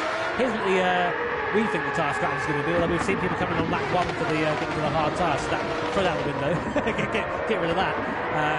But just the hard tyre, it just doesn't seem to be viable in a lot of his races. It doesn't heat up quick enough, doesn't quite have that pace, and the longevity it doesn't work in the sprint races. No, we did have a time when we had like a minimum tyre period where you had to run it for a minimum of 3 or 4 laps or something like that, but for reasons unbeknownst to myself, we're not doing that at the moment, so drivers just getting off the hard tyre as quickly as they possibly can. You can see Sasaki there just kicking up a bit of dust into the face of Valerio Gallo, who had that warning sign, if you remember, a few laps ago. Meanwhile, right behind them, Callum Roach and Jose Serrano very close to one another. Roach in 3rd place, but Serrano bearing down on the American driver as we come across the timing line. And Serrano looking to try and make a move on Roach in towards turn 2. He's got the inside line, he's got track position, but can he make the move stick? Roach gives him racing room. There's a little hint of contact going through turn 2. On the exit, they still continue to run side by side as they flick it through the left-hander. We're going to come into a right-hander before too long. Roach it is, but still in front. And Serrano, I don't think he's going to be there unless he's going to have a lunge to the inside. But it's still fairly early in this race to be making moves as rash as that. And we're seeing that trouble with that first corner. It just can't quite get there alongside. It's got the inside for the hairpin. You need to go a long way around to get there. So you need a big overspeed. Serrano just about got there, but Roach's exit was good enough that he can just pull back ahead and stay in 3rd position for now. On board with Valerio Gallo, current 2nd in our points standing. It's been a good last race out there, of course, taking the win at Prague. Will we see a repeat here at Tokyo on the Grand Valley circuit here. I don't know. I mean, he's done well so far. He's had that one moment, but again, he's doing what he sort of needs to do, just sort of staying where he needs to be, maybe saving a little bit of fuel. But we all know, following a car in front can also increase tyre wear. So here is a replay of Serrano's attempted approach. Didn't quite come off him. Yeah, have a look on the inside there. Roach gave him racing with fair play because he could have closed the line there. We could have ended up with the car possibly going off into the sea. But Roach just holding firm on the outside, knowing that the track will come to him a little bit later on around that corner, and so he holds on to third place. Carranza's picked up a penalty as well, so presumably that must also be the track limits because we haven't seen stewards investigating anything at the moment. Meanwhile, Serrano there still sitting in 4th position. Carranza 1.8 seconds back of that. Seems to have become a little bit further back than that, which might see MrWLAD able to take off and move himself up into 5th. Get the impression that both Roach and Gallo are getting sort of a little bit impatient. I don't like that stat. I'm not a fan of that stat. It is because I'm very close to that myself, and I've got this stat up as well. How's your back today? Is it all right? I don't think. This week when you woke up, you just about to WD-40 on it. What happens as you get older? Sorry, mate. Leave me alone. Valerio Gallo it is at least. Look at the fuel consumption, by the way. We were mentioning about that a little bit earlier on. Miyazono, who led this race quite comfortably by a margin of about 4 seconds or so when he came in for his pit stop, he's only used a litre of fuel more than Takuma Sasaki, so it's working out quite nicely for him here so far. Callum Roach, though, who we said has been quite quick, is really using quite a lot of fuel at the moment, so he needs to bring that down.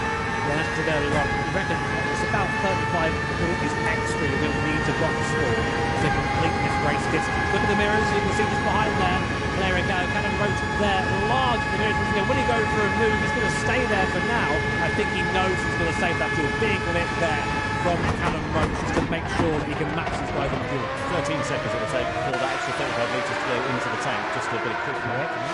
No, Ed, tell you what, it's like I listened to the briefings that we had before the start of this one.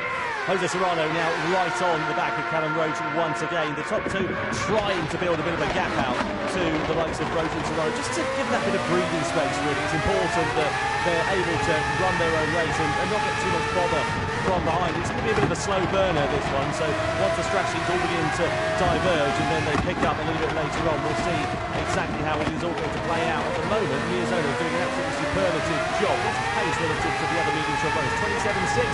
That's pretty good. It's not the fastest, but it's okay, isn't it? Yeah, it's in the ballpark. It's one of the quicker medium runners, but it's faster than the guys up front by a fair bit. So that's the one to keep an eye on, it seems. All the while, Miyazono is lapping quicker than the cars that we're watching right now. And with the pit stop in 7th up, that gap's going to come back. So Callum Roach getting a bit wrong there with the right hand, and that'll make the next set of corners even more difficult. It'll be slower for sections. Serrano might have a chance of just picking a wheel there into that gravel on the outside. He only dip it in there a little bit though. You saw what happened to Gallo when he tried it. Pretty much lost the car. Through the hole there, and then back out into the sunshine as we go on to lap 12 of 27. Serrano here in the toe of Callum Roach. Will he lift? Let's have a look. No, he's going, but he thinks he's a bit quicker than the cars in front. He's going to try and go into the move now. Yeah, forced this time. Late on the brakes. Comes back across the front of Callum Roach. Forced it to slow down. Oh, but a little bit of oversteer on exit, but I think he's still got the move made. Yeah, that's the beauty of that corner, is it can just give you an opportunity to live another day, as it were.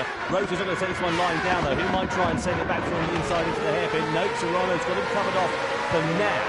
So Roach is going to have to think about it a little bit later on in the lap. The thing is, though, look at what that's done. It's only one overtake, but the gap is built for Gallo is up to 1.2 seconds or so, from about 6 tenths of a second, so it's doubled just as a result of that one manoeuvre. Yeah, I mean, if I was Valerio Gallo right now, I am P2 in the standings. My main rival is currently last and not going to score any points. And Miyazono, I guess now, will be the closest in the standings to him, seemingly out front.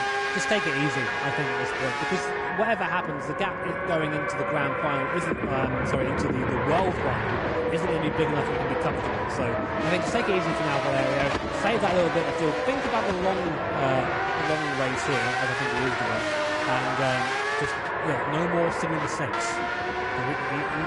Sometimes the mistakes creep in for Valerio. He's under pressure. Yeah, well, I'm sure he's wise to that one. Miyazono's been able to bring the gap down to Adriano Carranza to about 2 seconds or so. So these medium tyres, again, now coming towards the end of where they need to be, or at least to So that means that they're going to be coming into the pits before too long. Lap 13 out of 27 we are, and you can see just how much Miyazono picked off over Takuma Sasaki in terms of the lap time difference. 0.3 of a second on lap 10, nearly a second on lap 11, and that gap is going to just increase over the next couple of laps or so, depending on when Sasaki decides to come into the box. Yeah, I mean, like every lap, it's 6/10 average there between all of those. So really is getting on now. It's coming Miyazono. He's got to do this. This is the stint, the important stint for him. Whenever you have clear track in front of you, you've got to push into that gap. You've got to really use the tyre when you can. Sasaki, I get the impression he is trying hard, but the tyres are just starting to pull away from him now. Those rear tyres are getting to the point where they're going to start being, basically, you start sliding, they heat up more, you slide more, and it's just you just tumble down the rails from there. You know? So put a bit of flesh on the bones for me, Jimmy. If you're Takuma Miyazono, you've got to get yourself into that zone. How do you not let the pressure come to you as a driver? I mean, to be honest, it's quite easy when you have no one around you. You just go, right, okay, I know how to drive this circuit. I know my braking points. I know the speed I have. Let myself get into that rhythm. I mean, I know there's a big crowd behind you. I know you can hear the commentary as you're in the event as well, but you've got a set of very good headphones on. Just focus on what you're doing. You can't control anyone else, and you control what you're doing. And Miyazono is so good at that. So we'll keep an eye on him. We'll keep an eye on how he progresses. Sasaki, of course, still out, still not boxing. Karatsa opting to come into the pit lane. He's exposing what I suspected. The track doing penalty a bit wide there for Sasaki. That would have slowed both him and Gallo up somewhat. Lap time-wise, Sasaki was still a 28.3, which compared to Miyazono on his last lap, did a 27.2. So Gallo will ride on board with then. Sasaki a warning sign. A handful of corners ago. That snap of oversteer. Those snaps of oversteer might not sound like a lot, but they can prove to be very detrimental to your race, especially if you allow the competitor that's chasing you to get through. You just have committed these drivers are having to be going through this series of corners as well, going through the daylight into the tunnel and then back into the daylight once more as we head through the final sector. This circuit full of undulation, full of lots of twists and turns, and a lot of medium speed corners as well. And you can see there that again, just going onto the curve on the outside, that's a great opportunity for the rear to snap away from you, especially as you're tired, get that all more worn. In terms of the lap times, Miyazono last time around 27.2, Sasaki a 28.3, so Miyazono really in the groove at the moment, and crucially a lot faster than the medium soft runners who have not pitted yet in front of him. So we'll wait to see how long it's going to be before these drivers split, because I think as soon as Sasaki blitz, the rest of the drivers are probably going to follow suit, so they want to try and stay as close as they can. They decide not to at the end of lap 14 though. Still going round it now. Still looking very similar to the top three. Captain Roach definitely in a full deficit in the fourth place right now. Still a bit of housekeeping. Robbie Heck, long way off the back of the field. Not quite sure what happened to him. I think he's probably taking his fuel now and he's just hoping he can drive into a gap. But he is actually not too far ahead of this little captain. He might end up being lapped, which disaster, of course. This event definitely not going his way.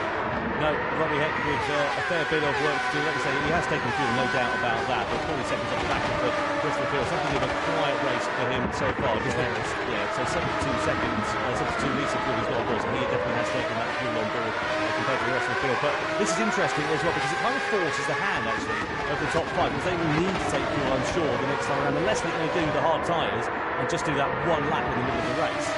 Yeah, it's a tricky one. I'm not sure how you want to do it that way, but we'll see what the drivers come up with.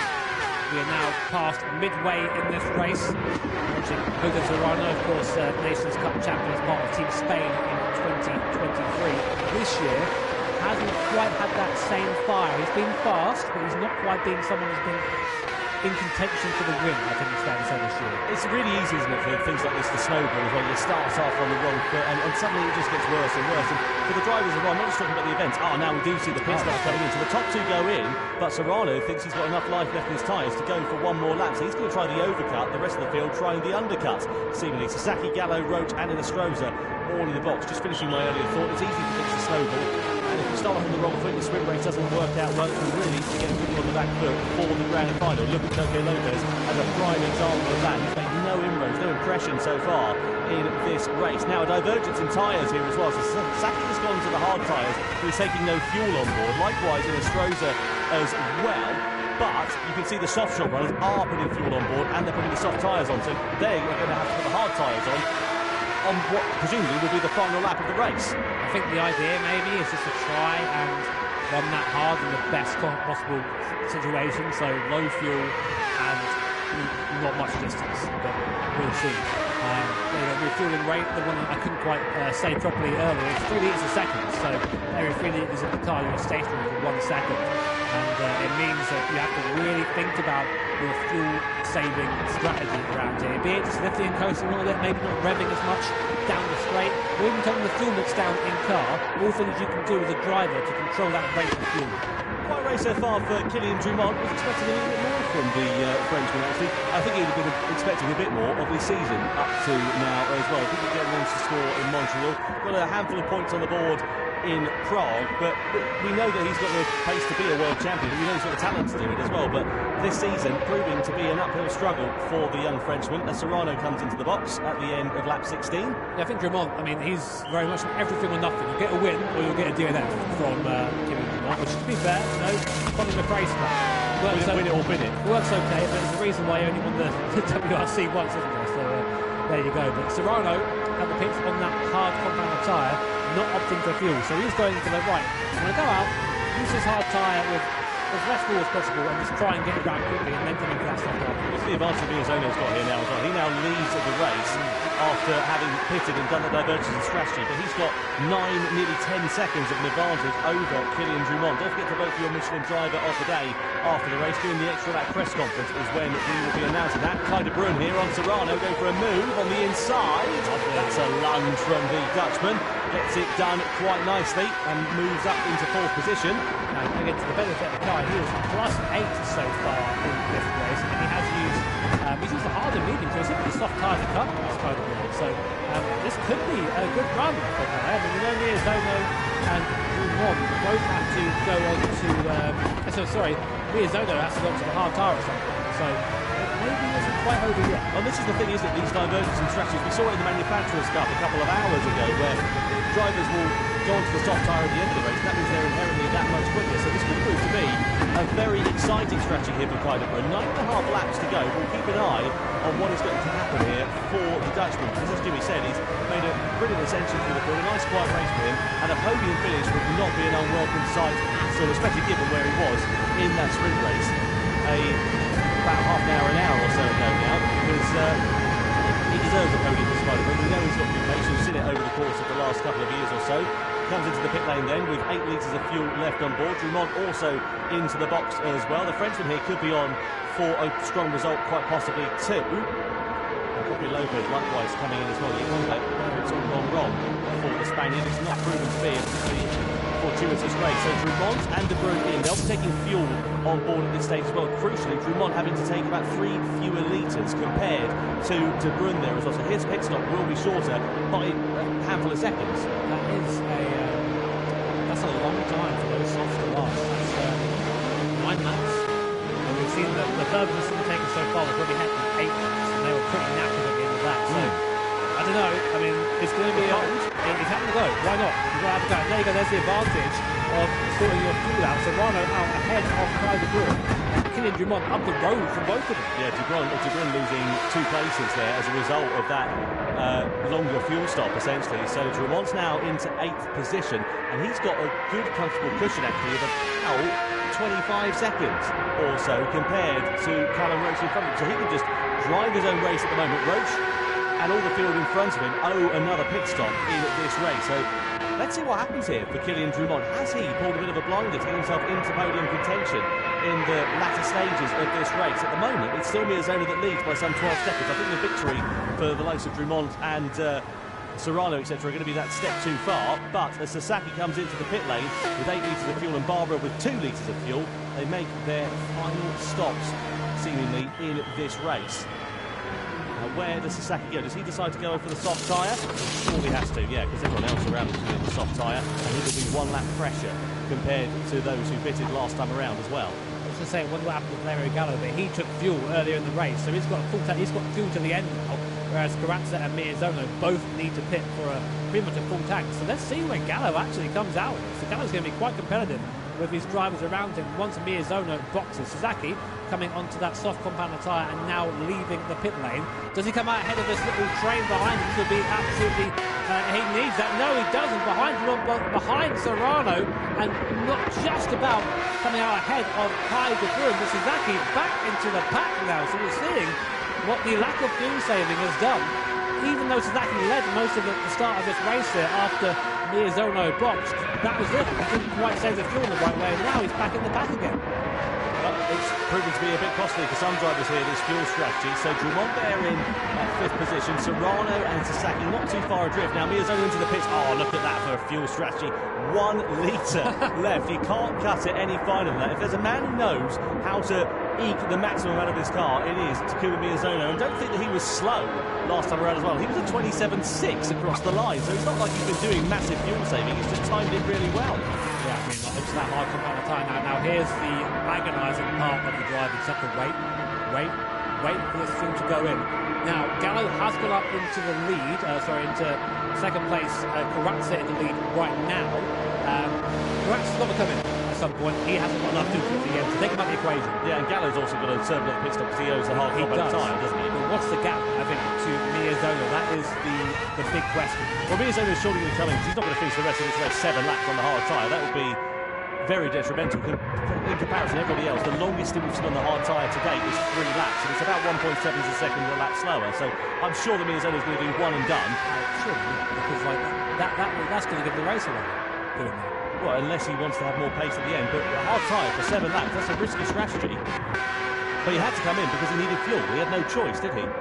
That's not worked out very well for Takuma Miyazono. I think he's made a mistake there, if I'm honest. If you come in again now, you're giving away 15 seconds. But then the converse is that you have more pace in the race. You've got to make those positions up. You've got to gain that time back, essentially. Kai de Bruyne picks up a 1-second penalty for a collision then. So that's unfortunately going to put paid to any possible podium results for the Dutchman, I'm afraid. So, Corazza is that leads then. Let's try and work out this one. Seriously, look at this. So Corazza leads. He owes another compound of the tyre. How much fuel has he got on board? Not enough. He's got 6 litres. He's going to come in at the end of this one. Forget about him. Gallo's already taken fuel. He owes another pit stop because he hasn't run the hard compound of tyre. Here is De Bruyne about to serve his penalty, by the way, and allows Sasaki to go through into 7th position.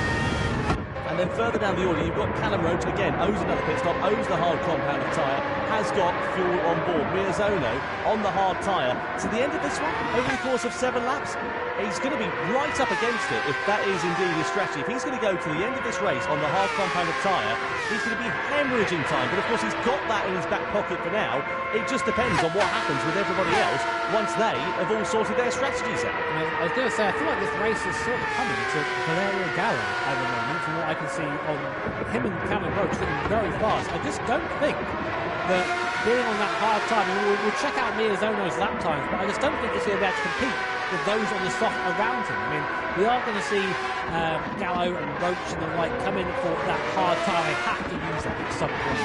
But it's going to be fresher, and they're going to have similar fuel, and the gap is always growing at the moment. So it basically depends on how long Gallo consistently depends on how long Gallo can stay out in the soft tyre, how long he can keep the pace up at the 26s. Let's have a look at De Bruyne here with Sasaki. So this is the penalty that he picked up. He goes up the inside of Sasaki. Pushes the line a little bit onto there, and then there's a smattering of contact as Sasaki rejoins. Tries to close the door a little bit, and, well, there we go. Right, so Corazza's in.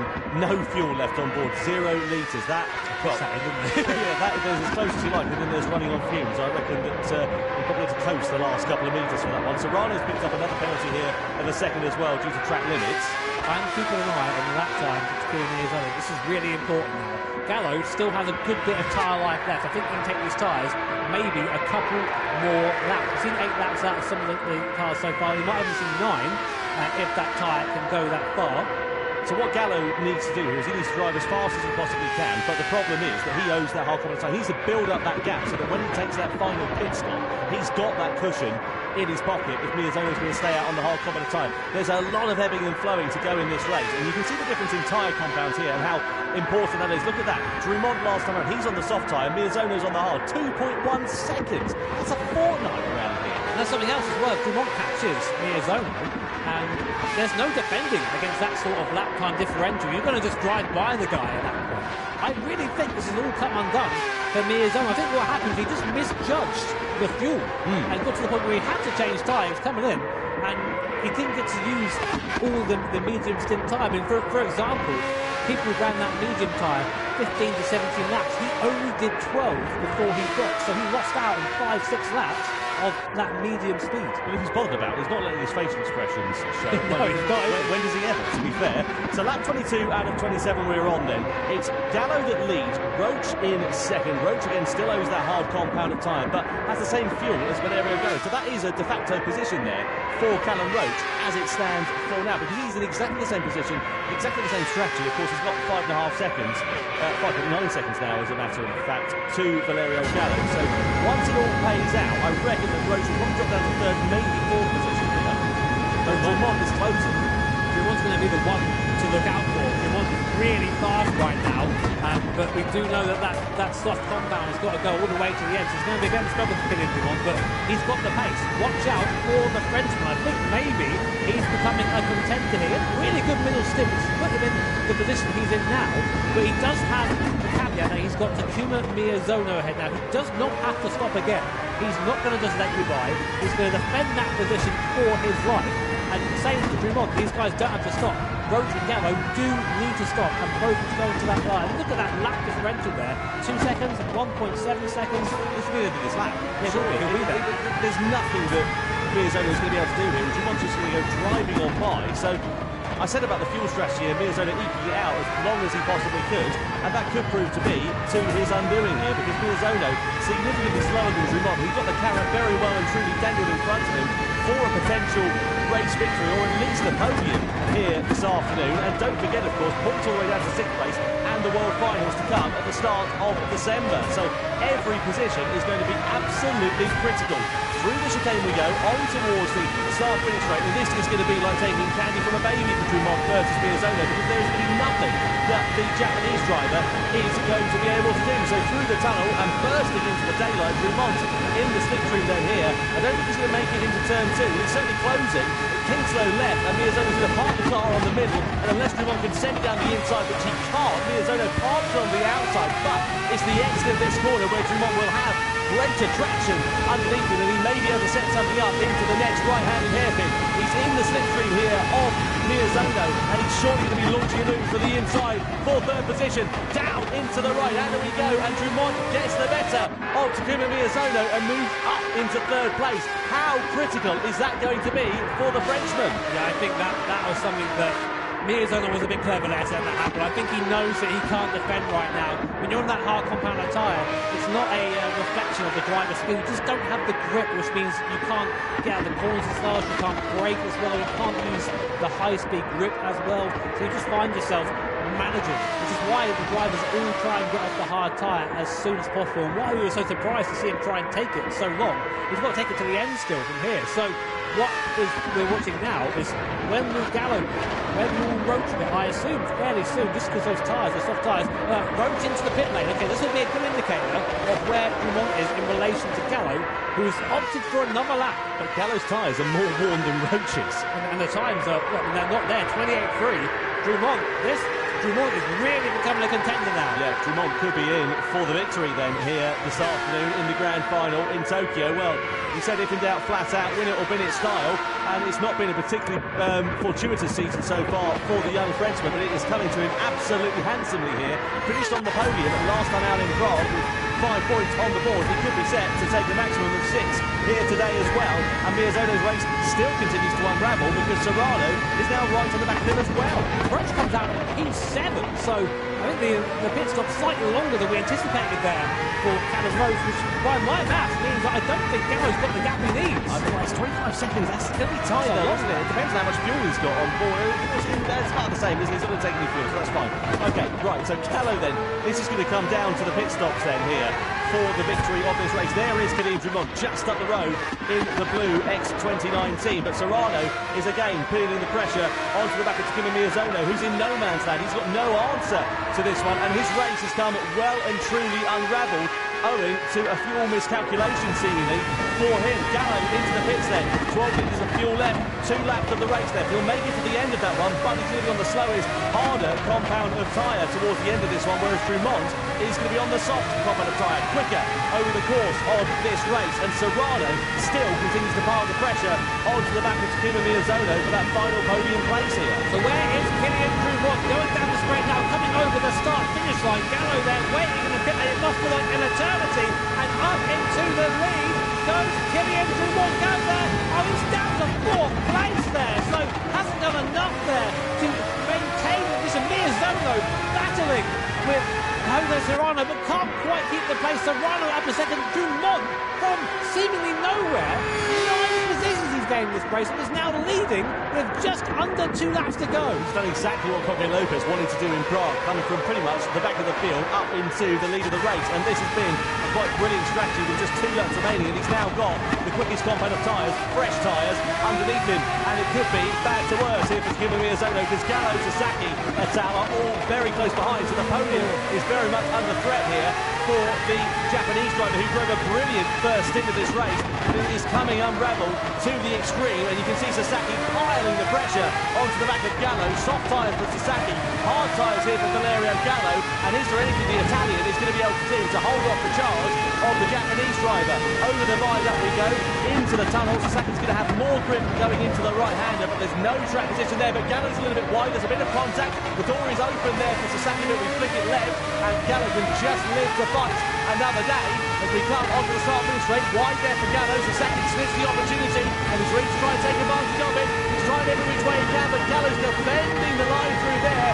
Into the right-hander we go, onto the start-finish straight. Sasaki's got the slipstream. He's going to have to have position, and he's going to get more pace here. Gallo squeezes him towards the pit wall, but Sasaki goes, thanks very much, and he's up in the 4th at the start of the final lap. Yeah, good attempt there from Gallo to keep that pace, but he just can't defend from that straight line. Speed differential, or can he? Gallo having another go at Sasaki. Kind of Bruins back in the mix after serving that penalty, so it's not over for Gallo yet. Miyazono still somehow holding on to a podium position, with Kylian Dumont putting away out front. What a fairy tale story for the Frenchman. And the thing is with Miyazono, this could come to his aid because Serrano's on soft tyres, but they're 10 laps old. They're absolutely clapped out. That's the problem though, is the soft tyres are now beginning to fall off a cliff. Look at the rear tyres here for Dumont and Serrano, 17-18%. We've only got 1 lap remaining, so it's still not possibly out of the question here for Takuma Miyazono to get second. Is the victory still within his grasp though? There is Kylian Dumont, and the gap is shrinking down to 28 flat for him. Miyazono last time around a 28.4, but Miyazono still on the back of Serrano. He needs to dispatch him as soon as he possibly can. I think the victory's going to be out of the question, but second place could be on the cards at crucial points going into the World Finals as well. If he can find his way through up the inside, it's going to be a tall order, but Kylian Dumont though has timed this one to absolute perfection. What a drive and what a strategy for the young Frenchman as he comes through the tunnel for the final time. Kylian Dumont takes his first victory of the season in the Gran Turismo World Series. The Frenchman is on top in Tokyo. It's Jose Serrano in second. Miyazono takes third. Gallo in 4th, just by 200ths of a second from Takuma Sasaki in 5th, and De Bruyne right close behind as well. What a race, what a strategy, what a finish, and what a drive from the young Frenchman Kylian Dumont. Well, the cream always rises to the top eventually, and Kylian Dumont, they always say form is temporary and class is permanent. That was a masterclass from the youngster.